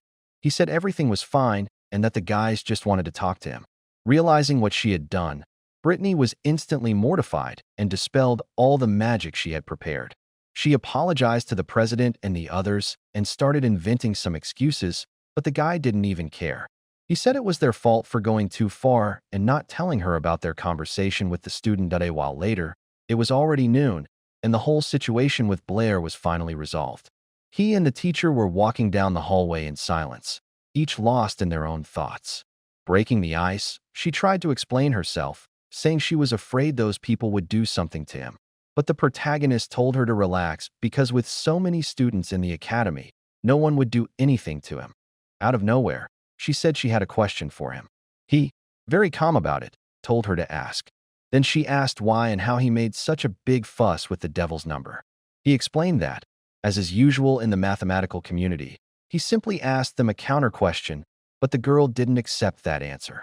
With a totally embarrassed expression on her face, she got serious and asked if he liked Isabella. The protagonist didn't expect that question at all and completely froze. In Britney's mind, Blair was in the middle of a love triangle with Isabella and Fiji. According to her theory, he hated Fiji because she also liked him. So, the professor promised that she wouldn't tell anyone that Blair supposedly humiliated the young Howard for Isabella. He tried to explain himself, but it was no use. The professor didn't even listen and simply went happily running down the hallway. Trying to fix the mess, our boy shouted for her to stop one last time, but his words were completely ignored, and he was left in despair, already dreading the headache he would have to deal with later. Time passed. Now it was night, and our protagonist was heading home. Cut to him in the kitchen preparing dinner for himself and Isabella. He was thinking about how amazing Professor Britney's imagination was and how he needed to find time to explain everything to her. Suddenly, Isabella appeared in front of him, looking curiously at what he was cooking. Professor Britney also arrived and explained that it was she who called the student so they could investigate the devil's number together. Changing the subject, Blair asked if it was true that Britney's main magic was based on wind. He explained that he wanted to make a refrigerator to store food, but for that, he needed high-level water magic. The professor, hearing a new word, asked, "What is a refrigerator?"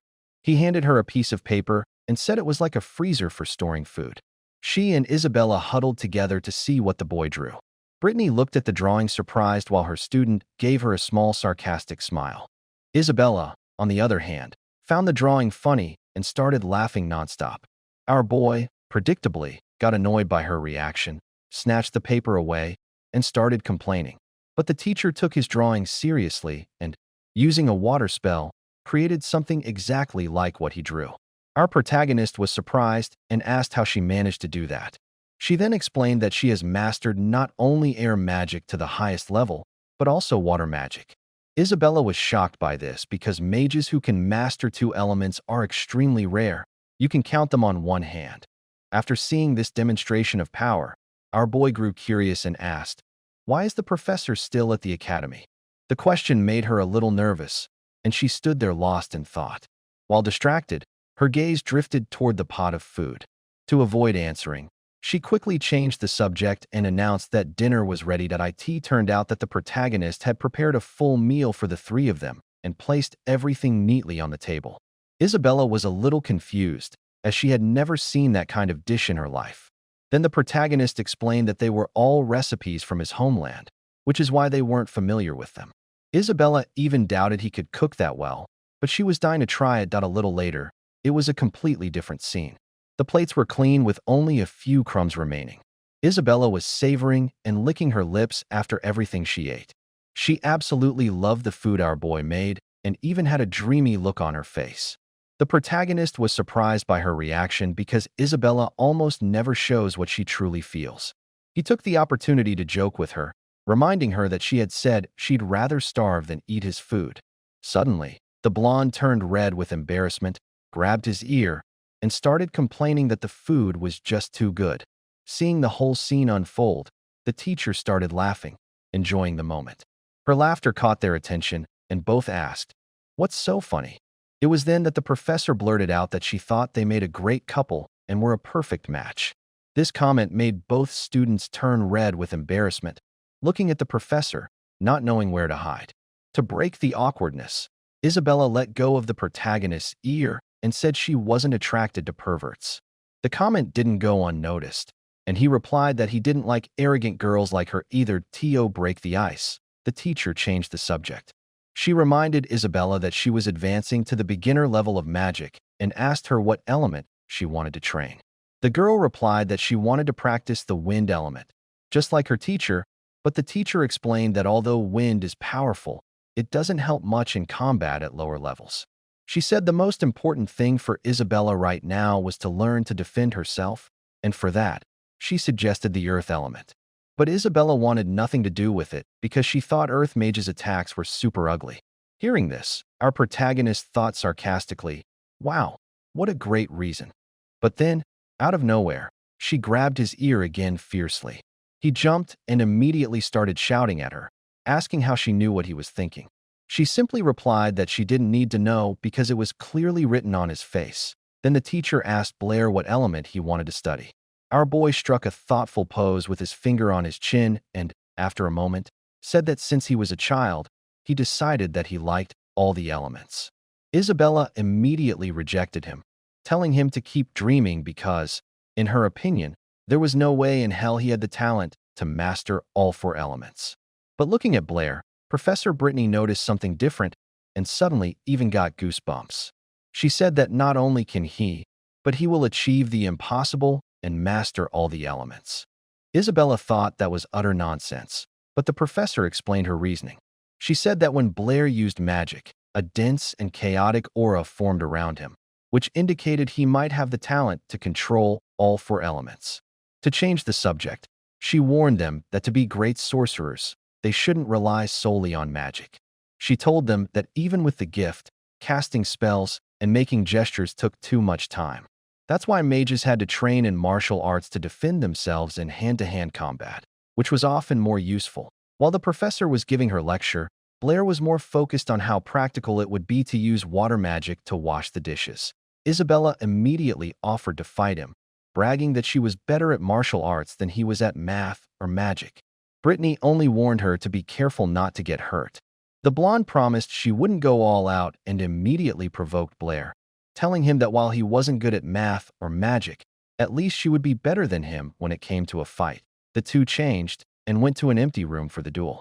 Isabella tried to scare him, assuring him he would leave there crying from the beating he was about to receive. With that, she launched herself at full speed to deliver the first blow. Her movements were incredibly fast. In a matter of seconds, she was right in front of our boy and threw a powerful punch straight at his face. The battle escalated. It was already night, and the sky was full of stars. But the fierce fight between Blair and Isabella was still raging inside the house. But it turned out that Blair was ready. He measured the blow perfectly and, instead of receiving it, grabbed her hand in the air. The blonde was completely stunned, not knowing what to do. Our boy took the opportunity, pulled her, threw her to the ground, and immediately pinned her, twisting her left arm behind her back. Immobilized, the girl started to dramatize, pretending she was lost and begging him to let her go in a tearful voice. Blair fell for it. He relaxed a bit and, relieved, told her he would release her. He barely finished speaking the word before he was interrupted by a foot flying straight toward his face. The blonde had used fake tears as a trick to free herself and counterattack, but he was expecting something like that. Blair made a quick move that caused the girl to lose her balance and fall again. This time, she couldn't recover in time and fell hard. She panicked because a fall from that height and at that speed was going to hurt a lot. But suddenly, her fall stopped. When she opened her eyes, Blair was holding her just inches from the ground. He looked at her and apologized, which left the girl totally bewildered. Professor Britney was standing there with her mouth open. How on earth did this guy manage to beat the mayor's daughter, a girl who had been training since childhood? Blair explained that he had never taken formal martial arts classes, but where he came from, he was very interested and practiced something called sanda. The professor commented that she had never heard of that and that his homeland was quite mysterious. Meanwhile, Isabella, still in his arms, started pinching our boy's cheek, basically asking him to put her down now. Not wanting to admit defeat, she blamed the floor, saying it was too slippery. After seeing everything, Britney, the teacher, also got excited and called Blair to train with her. He was a little hesitant, explaining that with Sanda it was difficult to control his strength and he was afraid he might hurt her, but the professor told him to relax and not worry about it. So Blair accepted the challenge and faced the professor with a serious look. He picked up speed and launched a direct kick toward Britney's head. She concentrated completely to follow the movement and dodged at the very last second, using all her reflexes, but the attack never landed. Why? Because in the middle of the swing, our boy was completely distracted by the teacher's chest. He remembered a piece of advice from his old master who said that against a true master, you wouldn't even see what hit you. For a long time, Blair thought that was just a load of nonsense, but now he was learning firsthand that his master was right. With his defense totally open, Britney knocked him out without even breaking a sweat. She caught the guy in the air and gently placed him on the ground. Isabella rushed over, yelling worriedly and asking if he would be okay. The professor explained that he only fainted for a second and would wake up any minute. The blonde replied that, as far as she was concerned, that pervert could stay unconscious forever.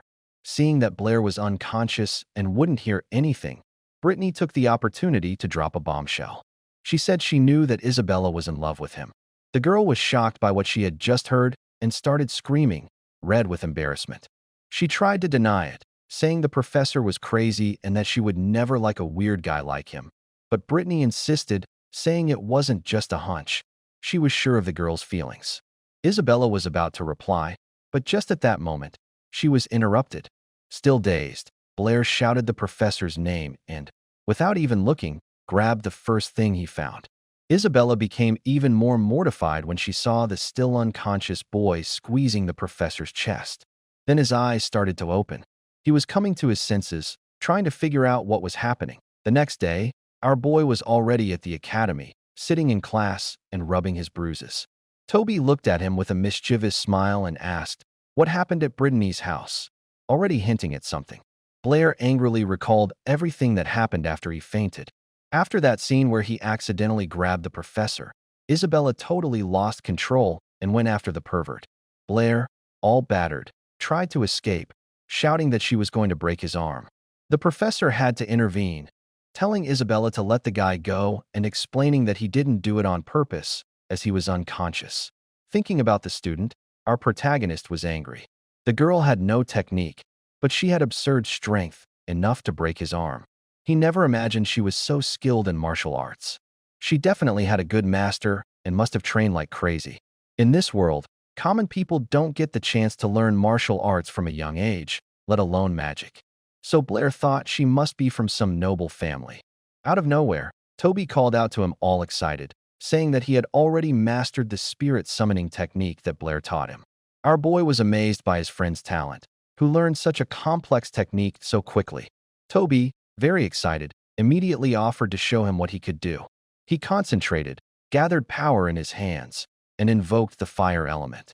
The magic began to form right there, and he shouted the name of the technique, Fireball, trying to cast the spell. Blair just watched, curious and surprised, wondering why nothing happened. Where was the supposed fireball? But Toby told him to look closer. When both focused on his hands, they saw two small balls of fire floating between his palms.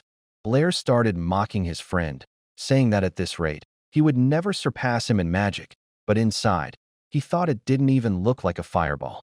It was more like two sparks. Suddenly, something caught his attention. When he turned around, he found himself face to face with a hand holding a huge cake in front of him. It was Alice.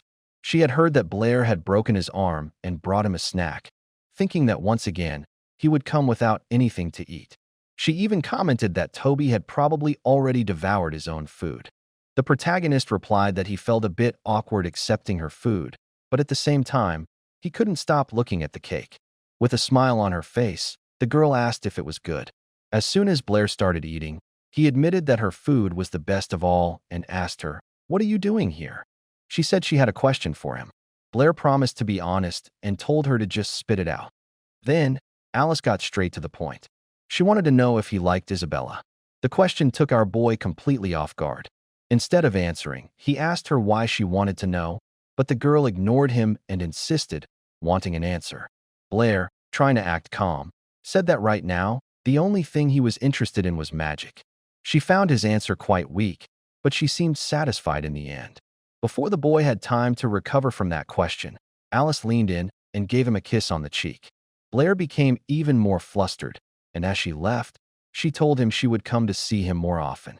At this point, all his classmates who were just watching the scene were amazed at how easy it seemed for girls to become interested in the black-haired boy. Classes finally ended, and Blair decided to go to the library, still thinking about what Alice meant by all that.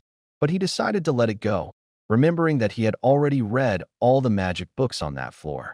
After finishing the last one, he stretched in his chair and yawned, completely exhausted. So, the plan was to head to the second floor, which is where the more advanced books were kept. He approached the main counter and saw a girl with purple hair totally absorbed in a book covered in pink. I guess she's a fan of romantic novels, right? Our boy approached, said hello, and asked how to go up. The girl glanced at his ID card with little interest and saw that he was only a student. Then she immediately dismissed him, saying that to go to the second floor, he needed to be at least a beginner-level mage. He explained that he didn't have enough spiritual power yet and asked if there was any other way. The girl said no and even mocked him, asking how he could read the advanced books anyway. Our protagonist was offended by her pretentious attitude and was about to answer, but suddenly Molly appeared at the desk. She recognized our boy and asked if he needed help. The purple-haired girl didn't care what was happening.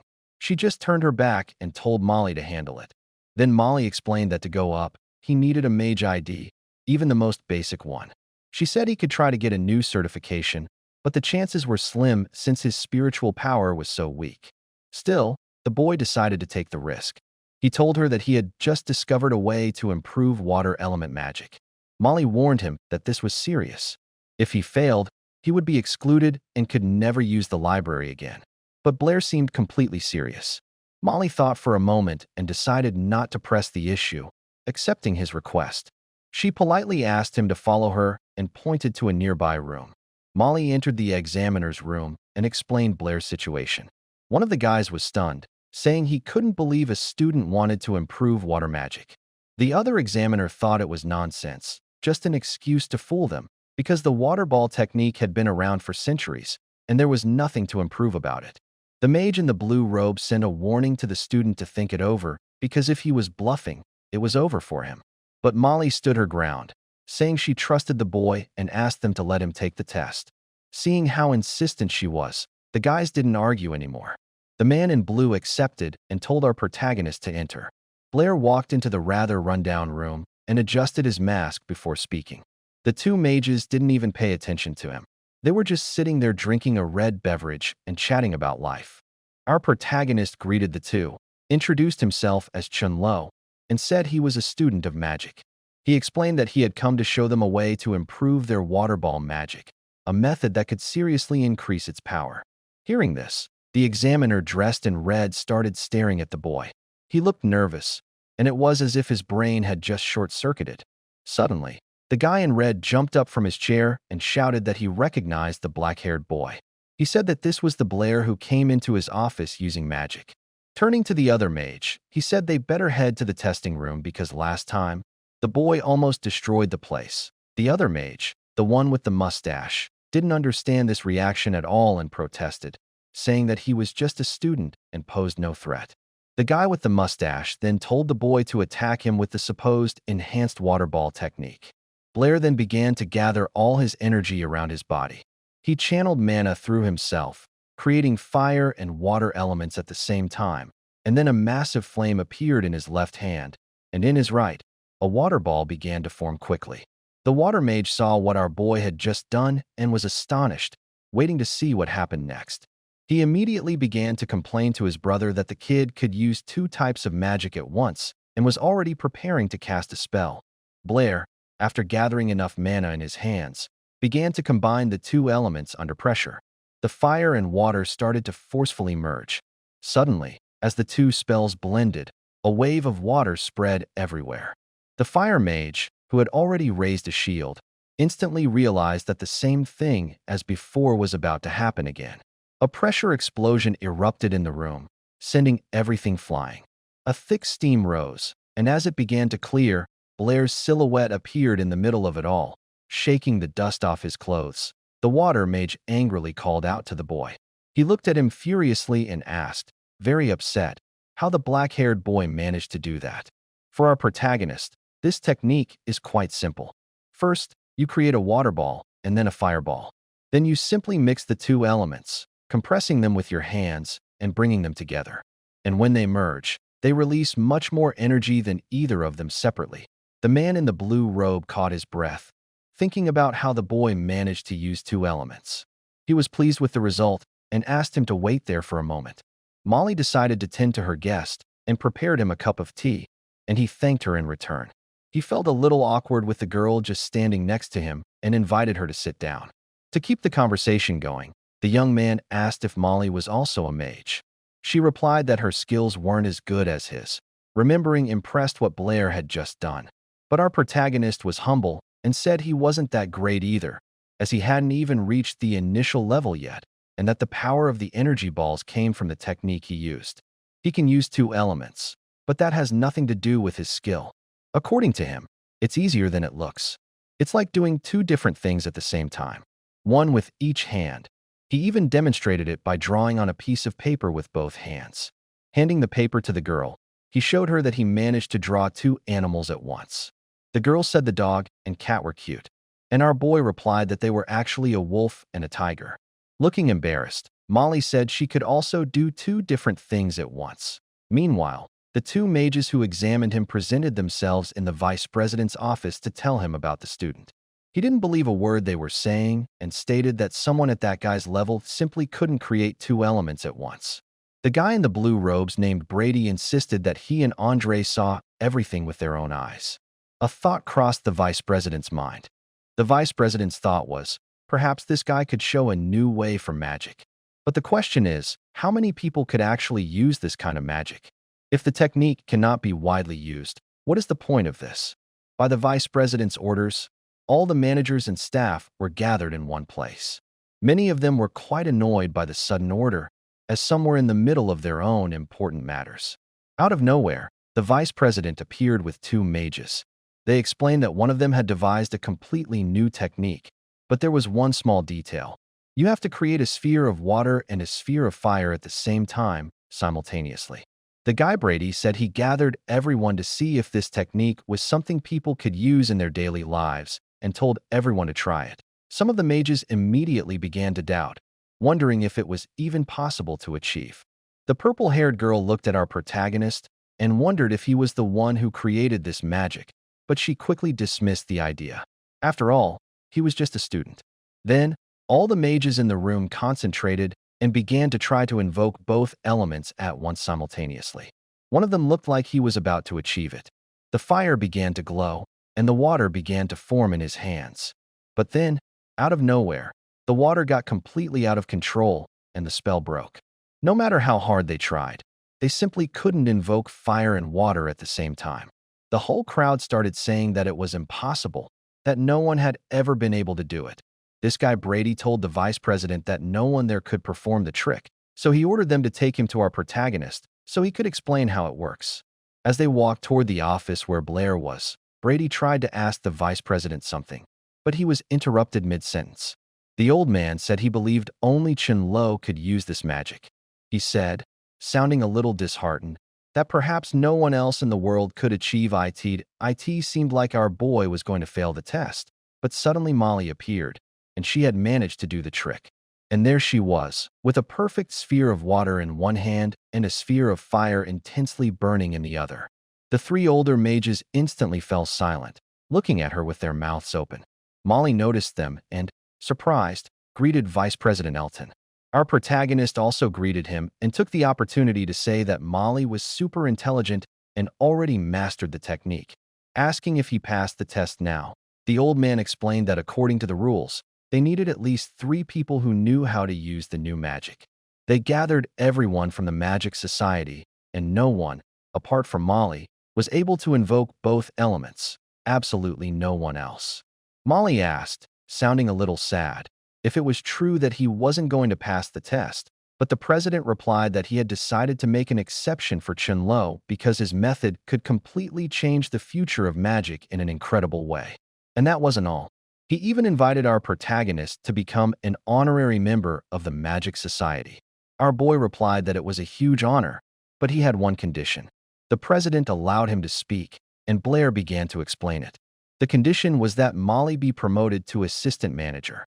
Molly was completely in shock and looked at them with wide eyes, not understanding anything at all. A little later, the purple-haired girl burst into the secretary's room, furious that Molly became an assistant.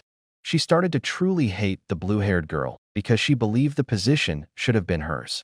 She demanded that one of the secretaries tell her where Molly and the student were. Losing her patience, she pushed the other girl hard and called her an idiot without thinking twice. But then, out of nowhere, she remembered that the protagonist had asked about the second floor of the library. Meanwhile, Blair was in the vice president's office filling out some important documents. He signed a document to patent his new and revolutionary technique. The old man confirmed it. The copyright for the enhanced water sphere technique was now officially his. Our boy was speechless upon discovering that this world had copyrights. The president of the Magic Society explained how all this would work. They would promote his new technique, and anyone who wanted to learn it would have to pay. The money would be divided 50-50, one part for the protagonist as the rights holder and the other for the society. And if anyone tried to learn it secretly without paying, the society would know immediately, without fail. The offender would go straight to a blacklist, and depending on the case, could even be arrested. Blair thought to himself how incredibly crazy it was that their science was so backward, yet their intellectual property protection was super advanced. Truly surprising. Then, the old man revealed the price of the technique, 100 gold coins.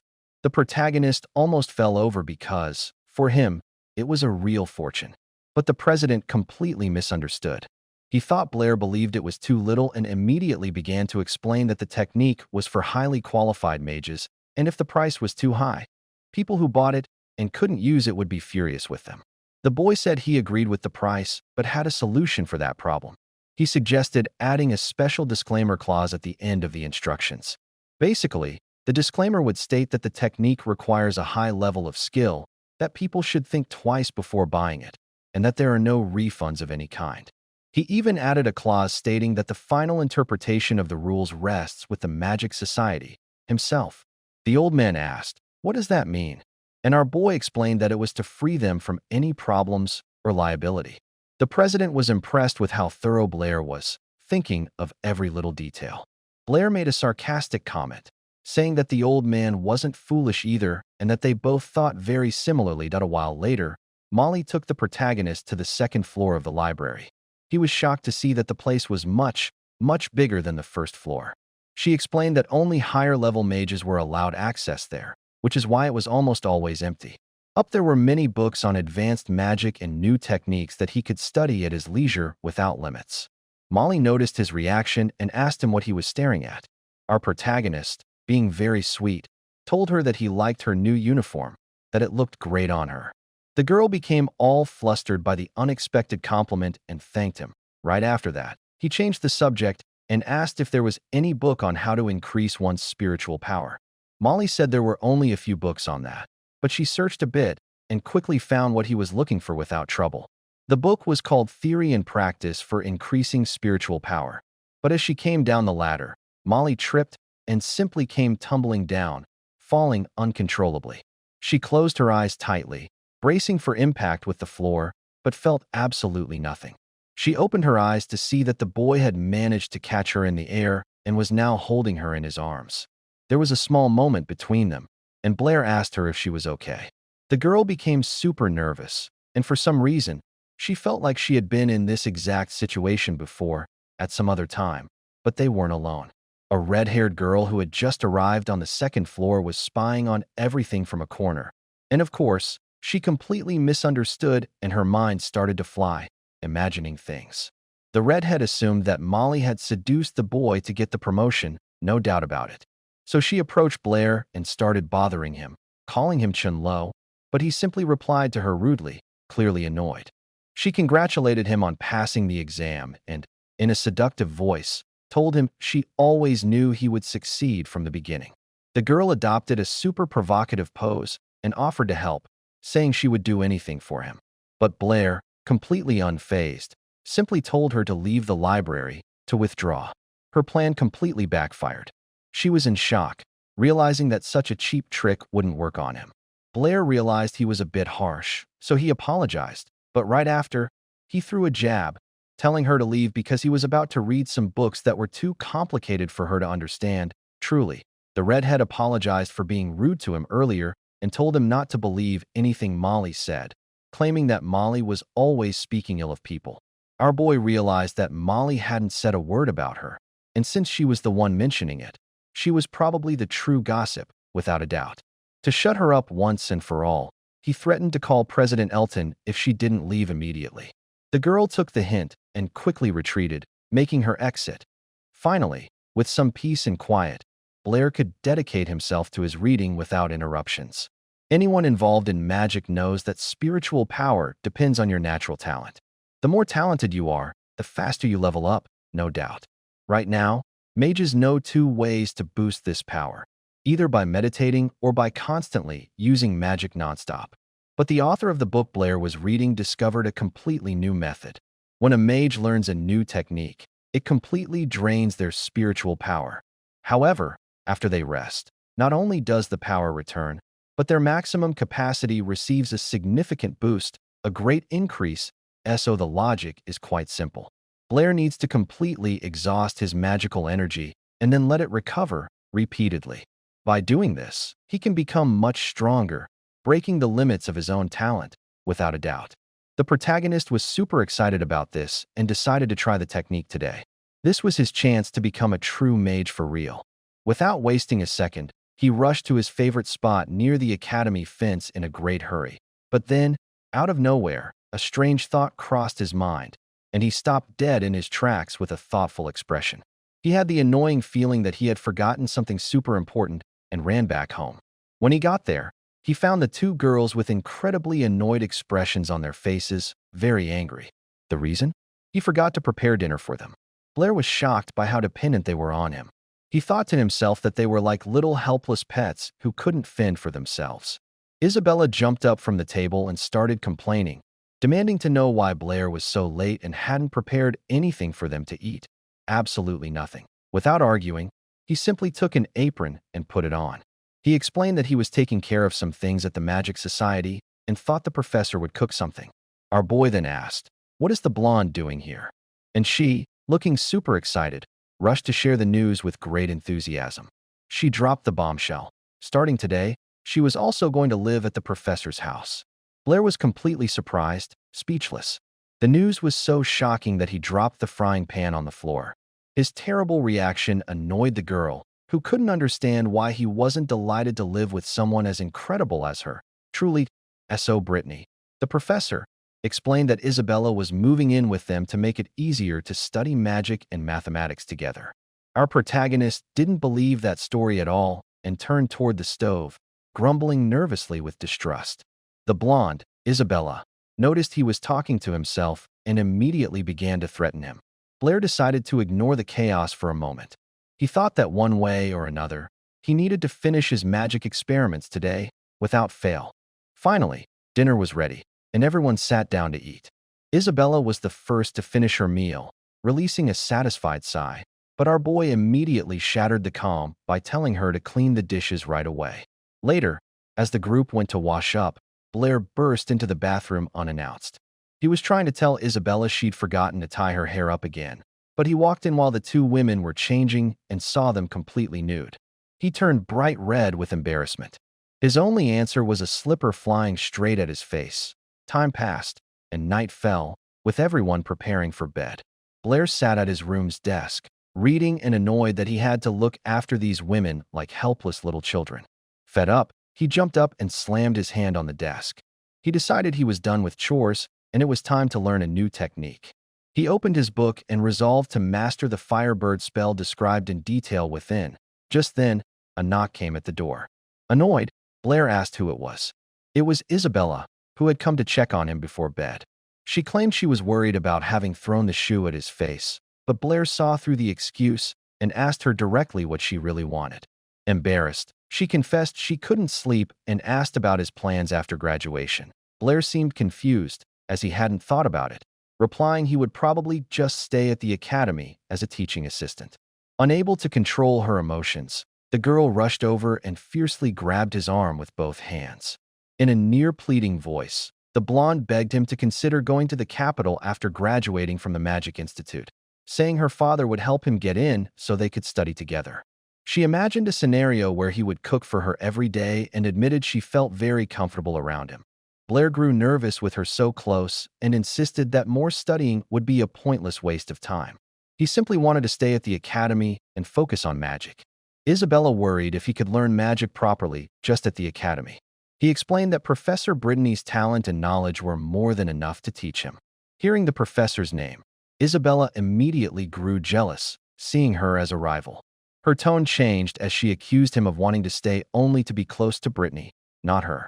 She didn't wait for a response, continuing to press and harass him in that exact moment. The professor walked in and saw the girl clinging strangely to Blair's arm. Morning came quickly, and everyone sat down to eat quietly. Our boy was deep in thought, recalling his intense magical practice the night before. His power had grown overnight, confirming that the exhaustion and recovery method truly worked. His thoughts were suddenly interrupted by the professor. She announced loudly that it was too early for them to be doing that thing she saw in the boys' room. Blair rushed to explain himself, saying they were only discussing post-graduation plans and that she completely misunderstood. Britney didn't argue and apologized for the mistake, but right at that moment, Isabella slammed her cup forcefully onto the table in anger. Isabella was furious with this entire conversation, and everyone could see her frowning, very annoyed. Changing the subject, she irritably said she had a class and had to leave immediately. The professor, not wanting to make things worse, simply nodded in agreement. Then, as Isabella got up from the table, she walked past our boy and purposely elbowed him in the face with full intention. Britney was completely confused and asked if Blair had fought with her yesterday, but he said no, he hadn't. After that, the professor changed the subject and asked if he had some free time that morning. She asked him to take an article about the devil's number to the math society. Blair accepted and, on the way, thought about what a math genius Britney was, because he only gave her a little help, and she already did all the research on her own. Truly, he finally arrived at a dilapidated brick building and started wondering if this was even the right place, as it looked totally abandoned and lifeless. Inside, things were not much better. The place was a complete mess with people everywhere and piles of papers scattered haphazardly on the floor. There was a guy with a mustache at the counter who told him that if he brought a manuscript, he should leave it on the shelf, and if he was there to collect a reward, he needed to speak to the manager. Blair said he was there to deliver a manuscript, and the man looking at him had a really strange, peculiar reaction. The guy recognized our boy and stood there hesitating for a moment, trying to recall Blair's name. He finally got it and shouted his name for everyone to hear with great enthusiasm. Our protagonist was surprised to have become famous, and a nearby secretary said she saw him at the seminar, no doubt. Out of nowhere, a bunch of people started asking him for autographs and bombarding him with nonstop questions. Not expecting this reaction, our boy tried to escape quickly and said he only came to drop off an article from his professor, nothing more. As he left, the secretary told him he could return to claim his reward anytime. Hearing the word reward, Blair instantly turned around, completely excited, and asked what reward they were talking about with great curiosity. The guy with the mustache even apologized because he thought Blair was only there for the money, for the reward. Trying to remain calm, Blair asked again what reward they had for him. The mustache man was surprised that Blair had absolutely no idea. He explained that the Math Society awards a cash prize to anyone who can solve super difficult, truly complex math problems, and the more complicated the problem, the more money you receive. He showed him the mysteries hanging on a wall that looked like a bulletin board, saying they were like real posters. The guy said that these problems were already there even before he joined the society and that he didn't expect to live long enough to ever see anyone solve them. Blair decided to take this seriously and asked the crowd to leave him alone so he could calmly think about a solution. He then adopted a pose, leaning against the brick wall and pretending to gather mana around him with great concentration. A guy from the society, completely surprised, asked Andre's representative what was going on with Blair. The other guy explained that they couldn't distract him because inspiration could strike a genius like him at any moment. Suddenly, while the guy was standing there anxiously waiting for a miracle, his companion next to him told him to look ahead, pointing at the wall. He said it looked like Blair had already left, that he had disappeared. The man began to panic, looking around, completely confused and wondering where the genius in whom he had placed so much faith had suddenly gone. Meanwhile, the black-haired man had already left, happily thinking he could earn about 500 gold coins just by solving those problems, which were so easy a child could do them effortlessly. He was broke and couldn't afford new techniques because of it. He had no idea there was so much gold just waiting there in the Math Society building. The truth was, he cared very little about advancing mathematics in this world. To be honest, he just wanted cold hard cash. Our protagonist ran out, dancing down the street, even scaring some children along the way with great joy. He thought the best plan was to solve everything secretly and then just show up to collect the reward. A day passed, and everything was super quiet at the Math Society. The brown-haired guy even asked Andre why this guy Blair was considered a genius if he just ran off the day before. Andre thought that perhaps even a genius like Blair couldn't solve those problems, as they had been there for years without a solution. Out of nowhere, the door burst open, and a giant stack of papers was thrown onto their table forcefully. It was our boy who decided to submit everything at once without waiting. He said he was short on time and demanded the reward immediately. The man, with an expression of complete confusion, asked which of the problems were solved in those papers. And the protagonist replied that the solutions to all of them were right there, within reach. At that instant, the mustached man went into a state of shock, looking at the dark-haired boy with utter disbelief. The protagonist, disguised as Chenlu, confirmed that he had solved the 23 problems of the Yabo City Math Society. Vice President Andre and his colleagues spent the entire day meticulously reviewing the young man's work. Suddenly, someone shouted with great enthusiasm that the mustached man had finished verifying absolutely everything and that all the solutions were completely correct. The people of the Math Society were absolutely stunned, mouths agape, realizing that a true miracle had occurred and that this young man had solved all their pending problems. Meanwhile, the dark-haired man was already fed up with so much praise and simply collapsed onto a pile of books, taking a nap out of sheer boredom. The people around him were starting to lose their minds, some even suggesting they call him the literal god of mathematics. Finally, Andre approached him and, with tears in his eyes, began to gently wake Blair. He woke up and asked if they had finished checking his solutions. Upon confirmation, everyone around him bowed with deep respect, and Andre asked the young man his name. In response, he introduced himself as Chenlu. They finally decided to pay the reward, but the young man politely refused a small part of the money, just to show that their partnership was barely beginning. Blair, still as Chenlu, wasted no time and headed straight to the Mages Association to spend his cash. He slammed the money onto the table in front of Molly and told her he wanted to buy new magic. Far away, a knight galloped at full speed on his horse through a fierce storm. He urged the animal on as if he were in a huge hurry to get somewhere, afraid of not making it on time. Further ahead, he could already see the imposing palace of the Lord of Yabo City rising majestically among several mountains. The knight finally reached the gate, but the guards stopped him.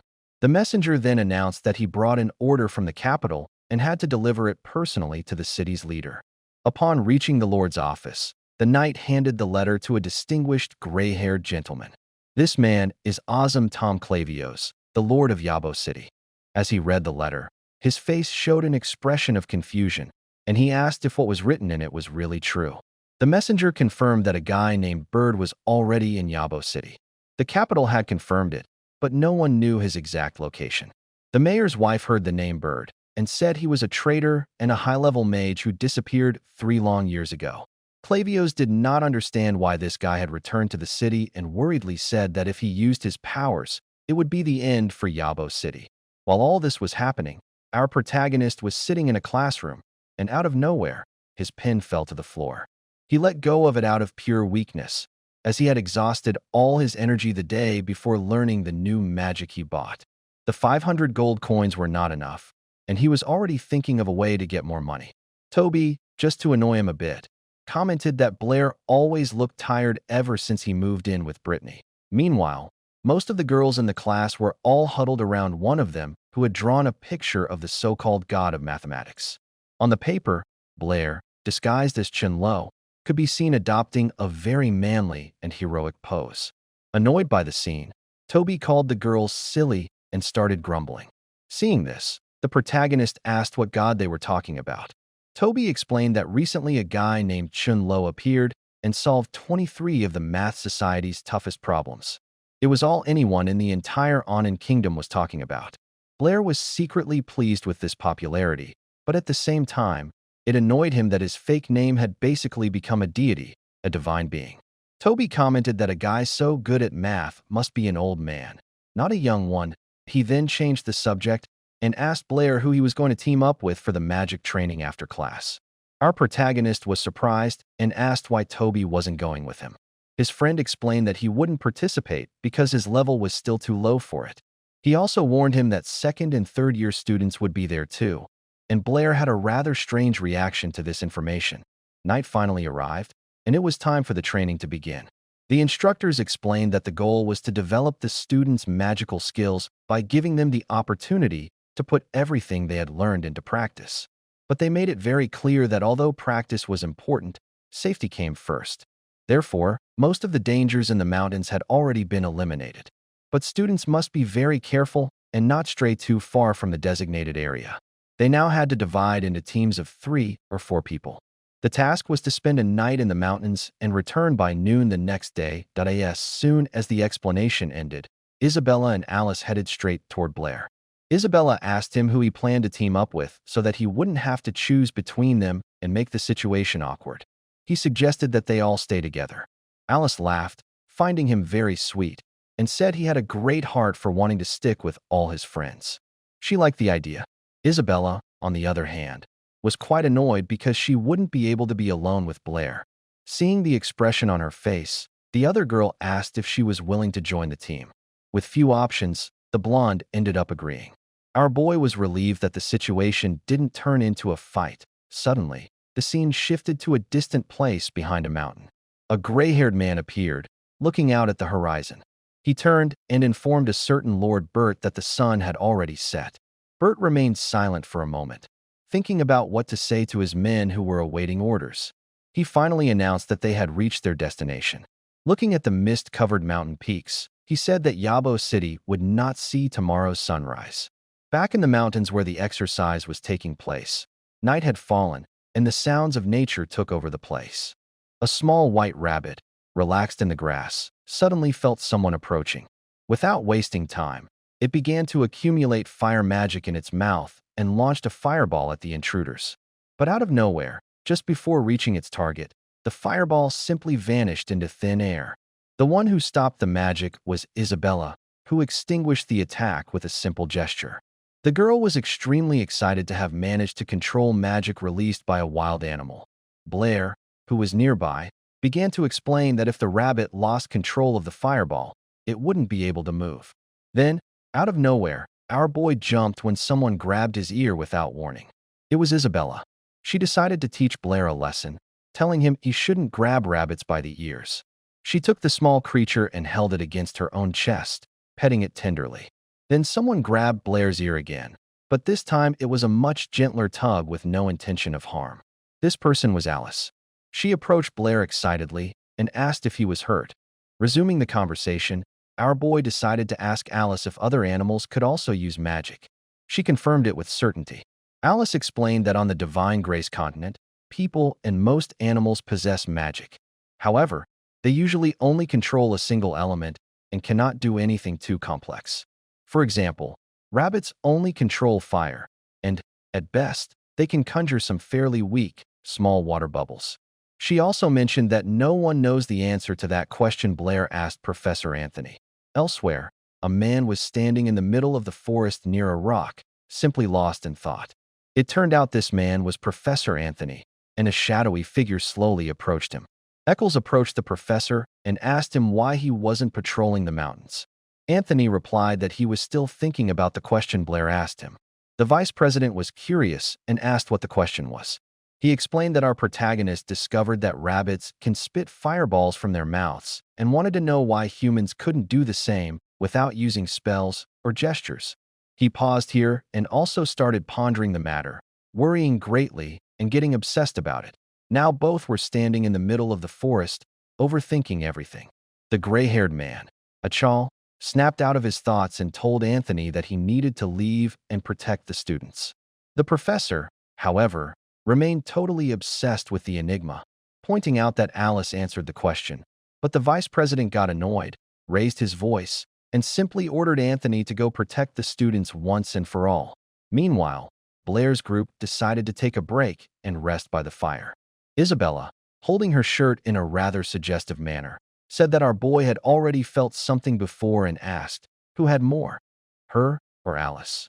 Blair sat there dying of embarrassment and said it was really difficult for him to say, but Alice suggested he touch hers again, just to make sure. Isabella raised her voice, declaring that her rabbit was bigger and demanded that our boy admit it. She handed him the creature she caught and asked him to touch it again, but the rabbit did not want to stay on his arm and began to struggle to escape. The girl could not hold the creature and only watched in surprise as it escaped toward the forest. She saw it run into a hollow log, and now only the creature's tail was sticking out. As she approached the hole, she realized the animal had run deeper. While Isabella tried to peer into the darkness to see the creature, Alice slowly approached her, but suddenly a strange sound began to come from the hole, and the ground started to shake. Blair's entire group realized this was bad and that something terrible was about to happen. The ground beneath them cracked, and the opening began to widen. Just below the girls, a funnel began to form, dragging them downwards. The girls fell into a strange room, and a large amount of dust and dirt rained down on them. Then, Isabella, like a zombie rising from the grave, pulled her hand out of the dirt and began to crawl free. She managed to free her upper body and then her whole body. Right after that, she found Alice and helped her up, dusting her off. The two stood there, leaning on each other, trying to process what had just happened. They had fallen about 8 meters and were completely unharmed. They were now looking up at the hole they had fallen through. Isabella tried to figure out their location. They could see some wooden planks holding the place up, as if it were some kind of tunnel, but Alice, without a second thought for herself, collapsed onto the cold floor, fighting the pain, and began to call out for Blair. Isabella saw that her friend was in very bad shape, barely conscious, and tried to revive her. She put a finger near Alice's nose to check if she was breathing and panicked because the redhead's breathing was growing weaker and weaker. Without thinking twice, Isabella began to give her mouth-to-mouth resuscitation to try to save her friend. It finally worked, and Alice suddenly woke up, sitting bolt upright. She tried to clear her throat and gasped for air, breaking into a huge coughing fit. Her face turned bright red, but at least she was back to normal. Isabella was super relieved to have saved her friend and asked her if she was okay. Alice asked, "Where are we?" And Isabella said she had no idea, that they fell through a hole in the mountain and that it might be an old abandoned mine. Alice replied that she had never heard of mines near the academy. Then, Isabella pointed to a door she had seen nearby. After a moment, Alice thanked Isabella for saving her life. But Isabella's reaction was super strange. She just looked at her friend with a confused expression on her face. Alice asked, "What's wrong? Why are you making that face?" And Isabella said she simply never expected to hear a thank you from her. Meanwhile, outside, everyone felt the earthquake and began to panic. The students were worried they would fail the exam because the tremor scared away all the rabbits they needed to hunt. But Archie appeared and calmed them all down. Just at that moment, Anthony came running and told them that all the students had been evacuated from the area. He explained that the earthquake took everyone by surprise and the professors did what they could, but no other students had been found, and Professor Cook was checking the list to see if anyone was missing. Out of nowhere, everyone heard the sound of horse hooves hitting the ground, a dangerous sound heading straight toward them. A group of armed men appeared, shouting for everyone to get out of the way. They got closer and closer to the students, who only looked at them completely confused. Professor Anthony wondered, "What the hell are these soldiers doing here?" And Archie looked at them with a face full of dread. He started putting two and two together and said that perhaps the earthquake was not an accident. And while all that was happening outside, we returned to the girls in those mysterious catacombs. Isabella opened the door she had seen. The room on the other side was enormous, and the two went inside to investigate it. Inside, they came face to face with a super strange pillar that glowed with a purple light, and there were symbols floating around it, shining the same color. Isabella, without thinking twice, raised her hand to try to read the symbols, but she couldn't understand them at all and said that the writing was too complex. Since she couldn't read it, she decided to simply touch the pillar and see what happened, and then, out of nowhere, a bolt of energy shot out of the pillar directly toward her. The energy covered Isabella's entire body and sent her flying about 10 meters backward. Seeing this, Alice quickly ran to help her, but Isabella got up as if nothing happened, saying she was fine and that there was probably a really powerful spell in that column. Alice, the redhead, mentioned that she had seen something similar in some old magic books. According to legend, an ancient people built a gigantic copper column with magical engravings. Using copper wires, they could create a really strong magic field. Isabella was curious and asked what that field was for, but Alice didn't know. She guessed maybe it was for healing or making things grow faster. Then, out of nowhere, a burst of metal arrows began to fly directly toward them. The arrows came from above, gaining speed as they rained down on the girls. But the attack was not very precise. The arrows, which were covered in ice as they descended, landed only a few meters away from them. They looked up to see where the attack came from. Up on the stairs, leaning against the wall, was a blond guy holding a giant arrow. He said the girls were quite skilled. The guy was standing there next to the railing with a mysterious look in his eyes. Still holding the arrow, Alice decided to speak and asked, "Who is the man in the armor?" He replied that he should be the one asking that, and then, with incredible audacity, told them they were about to die. Hearing this, the girls looked at each other, trying to find a way to escape. Without wasting a second, both began to prepare a fire spell to attack the guy, but he only smiled disdainfully, watching the two of them try something. He just stood there completely motionless, watching a gigantic fireball fly directly toward him. Suddenly, the fireball slammed into an ice shield that appeared in an instant. The attack did nothing at all. The guy, without even trying, easily blocked their magic. The girls were dumbfounded, seeing how easily he stopped their attack, so the guy decided to close the distance and jumped right over their heads. He landed, sending Isabella flying with a powerful kick, and then turned his attention toward Alice. While one was on the ground trying to recover, the other prepared for a fight, but she didn't even have time to react.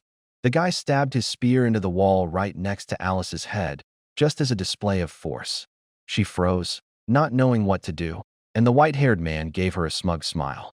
The gigantic metal spear was only centimeters from her head, and she looked at the weapon in panic.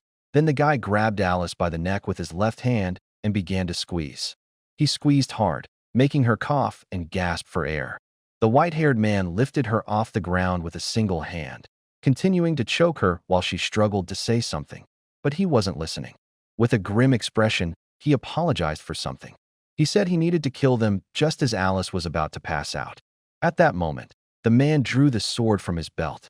The guy lunged at the girl, aiming the sword directly at her head. The blade hit its mark, and a stream of blood splashed onto the ground. Except it didn't hit his intended target. The sword was now embedded in Blair's shoulder. The attacker panicked because he never expected him to appear there. Alice looked at Blair in terror and saw the blood gushing from his shoulder. At that moment, Isabella finally regained consciousness and shouted Blair's name, overflowing with joy, because he had come to save her. She yelled at him to be careful, just as the attacker flinched from fire bursting from nowhere. The flames spread and lashed the blonde man like a savage beast. The fire began to burn his body, and the guy was surprised that Blair managed to use magic without even reciting a spell. Then, a massive fire explosion erupted with the man right in its center. When the dust and smoke began to clear, we saw Blair's group safe and sound. Alice and Isabella had survived the attack, and now our protagonist was there to protect them. The blonde was super worried about his bleeding shoulder, but Blair explained that he came through the same hole and followed the two of them. Blair kept his eyes fixed on the enemy, saying they would deal with the wound later. By this time, the villain was already starting to recover from the explosion. We discover he is one of Bird's servants and is shocked that Blair can use magic even faster than his boss. The white-haired guy decided he had to kill everyone there since they saw what was in the basement. His long metal spear was covered by a thick layer of ice, and he charged toward our boy, ready to attack with full force. Seeing this, the girls shouted for him to be careful, but Blair simply stood there, waiting for his enemy to get closer. The man was completely bewildered by his reaction. His face was a mask of pure shock. It was then that he spotted a giant mana orb floating right above his head. Looking closer, he realized it was a water ball technique and was even more stunned because Blair launched the spell without making a single movement. He also noticed that the water ball itself had a really strange shape. The orb fell onto him, completely enveloping his body. Suddenly, blood began to gush from him everywhere, and the blonde guy started coughing uncontrollably. His eyes filled with rage, and the exposed parts of his body looked severely burned. The metal spear, now wet, slipped from his blood-soaked hand. He tried to stand up, but could only let out a scream. Overwhelmed by the immense power of the attack that hit him, he collapsed onto the ground, unconscious at the same time. On the surface, we see Bert sitting on a huge rock. He appeared to be lost in deep thought, with an extremely serious expression on his face. One of his men noticed him and asked what was wrong. Getting up from the rock, Bert looked away and said that some rats had managed to infiltrate their ranks. The squad of knights who had passed the students were now far away, rushing toward the forest. Their commander ordered everyone to stop their horses, announcing that there was an underground passage just ahead. He ordered the men to dismount and prepare to enter.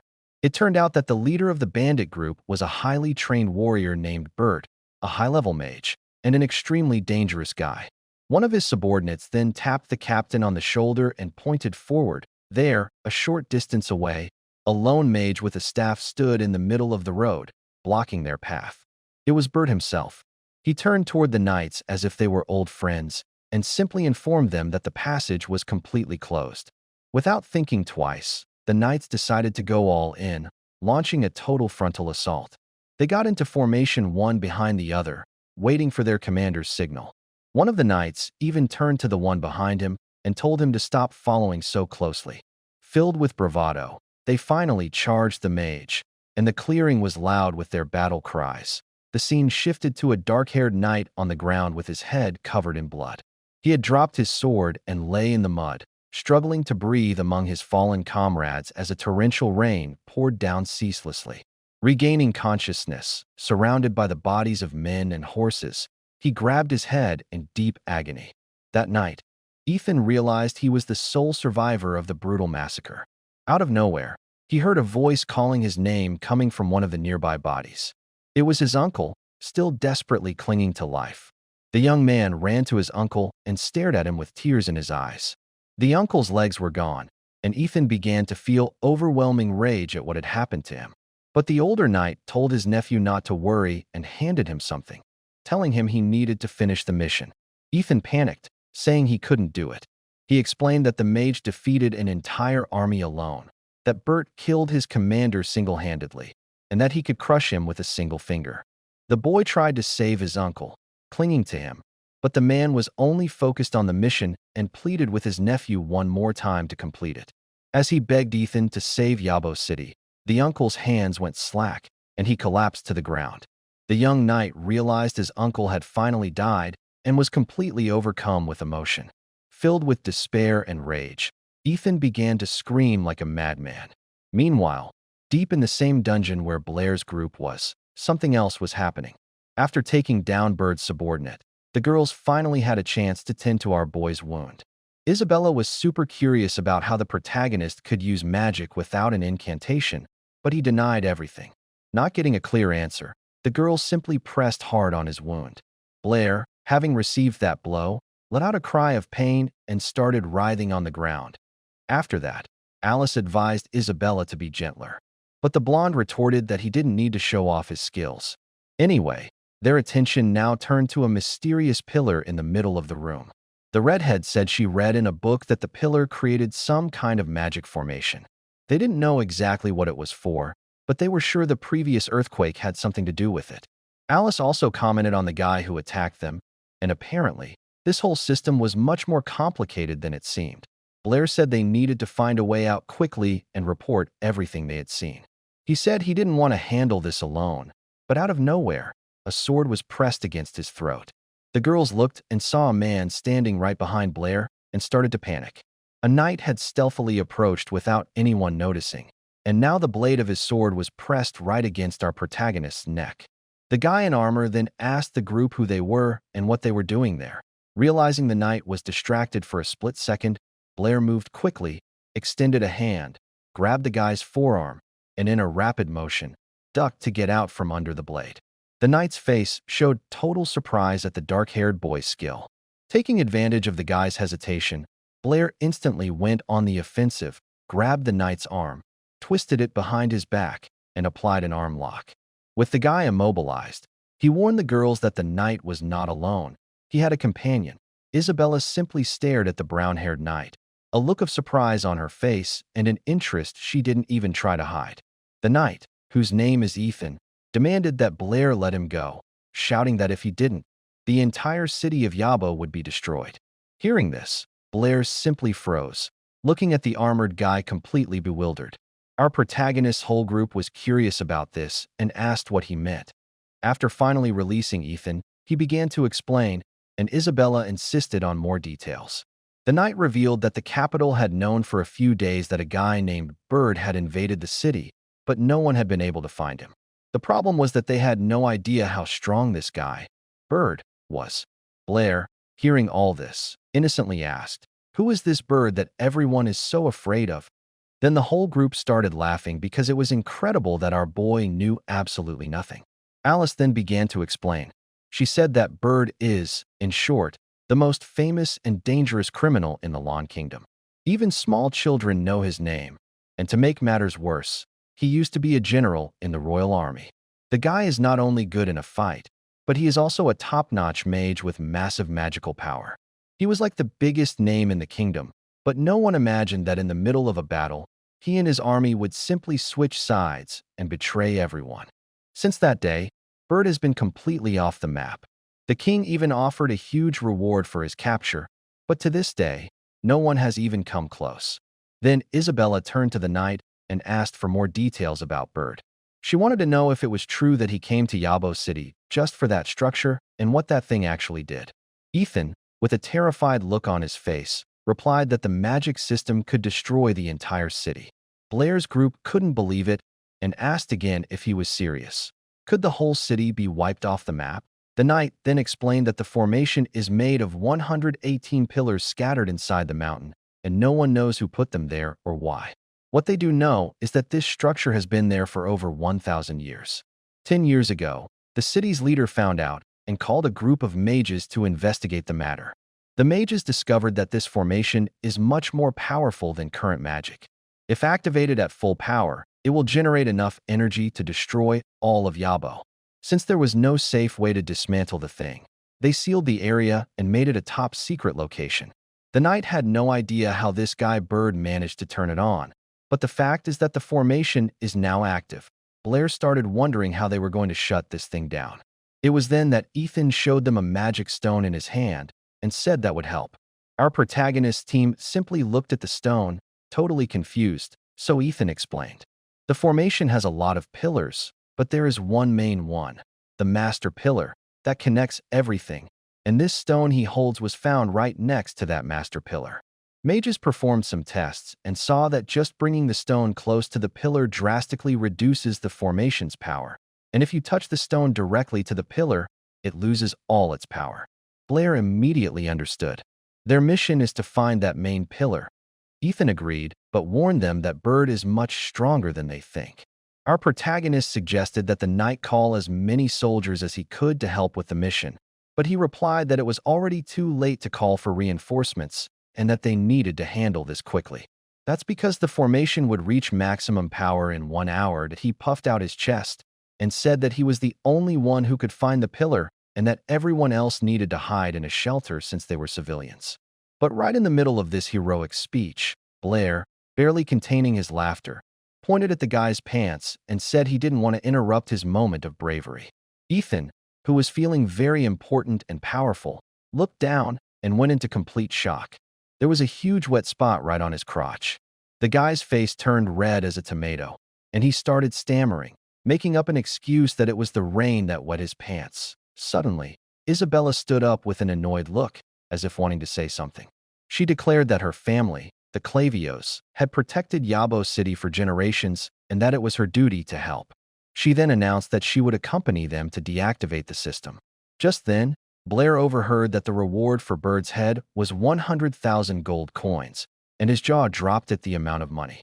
It was then that Ethan finally realized that the girl in front of them was Isabella, the city lord's daughter. Learning about the reward, our protagonist became enthusiastic, put a hand on the knight's shoulder, and declared that protecting Yabo was also his duty as a good citizen.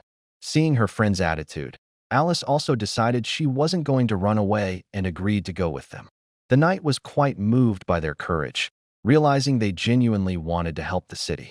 To completely ruin the mood, one of them suggested that the knight should change his pants first. Ethan, of course, got furious at the teasing. Meanwhile, a group of mages was gathered around a mysterious magic barrier.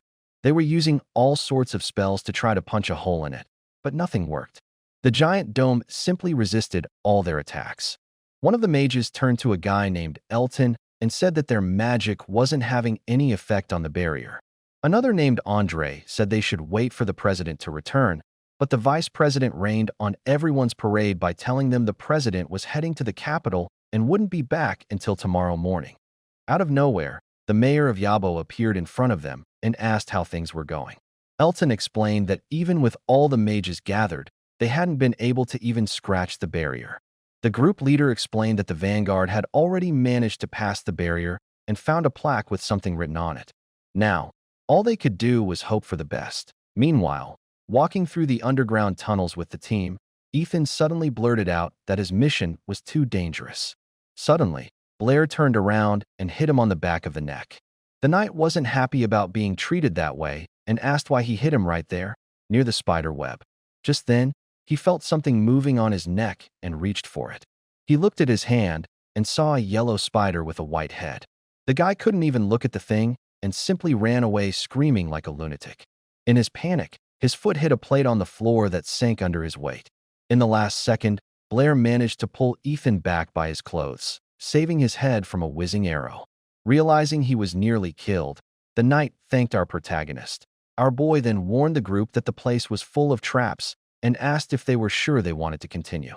Ethan, however, was super confident. He said he knew a secret path from the core. According to him, there are several routes to the master pillar room, but they all pass through the main door, where that guy Bert is definitely guarding. He knew he had no chance if they had to fight Bert head-on. So, he planned to guide the group through a shortcut that avoids the main door.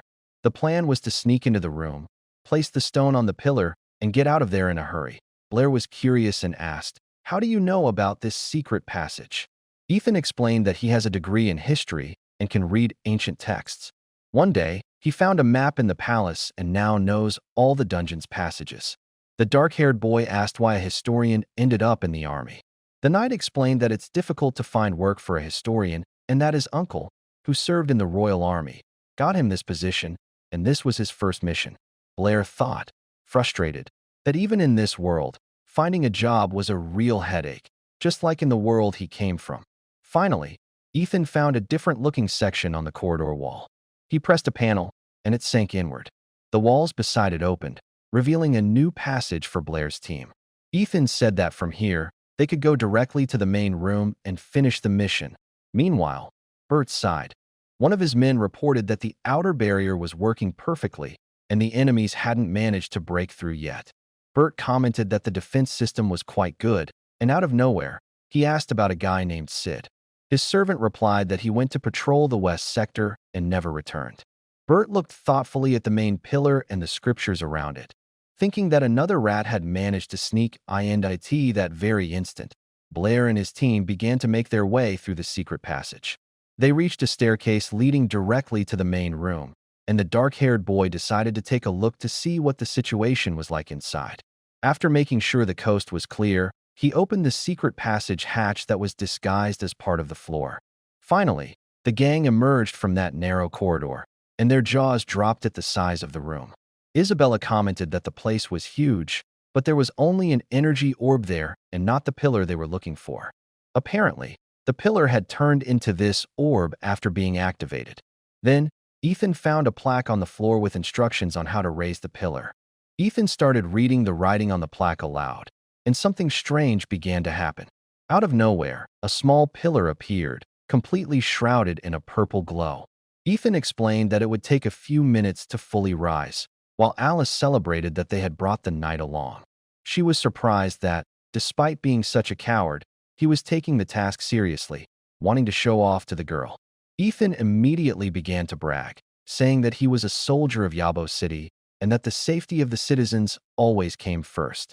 Blair hit him on the head to stop him from pretending to be someone he wasn't. With a serious face, the knight said he was doing this for his uncle. He explained that his father died when he was a child, and his uncle raised him, becoming a second father. Bert, however, killed his uncle and the rest of the soldiers.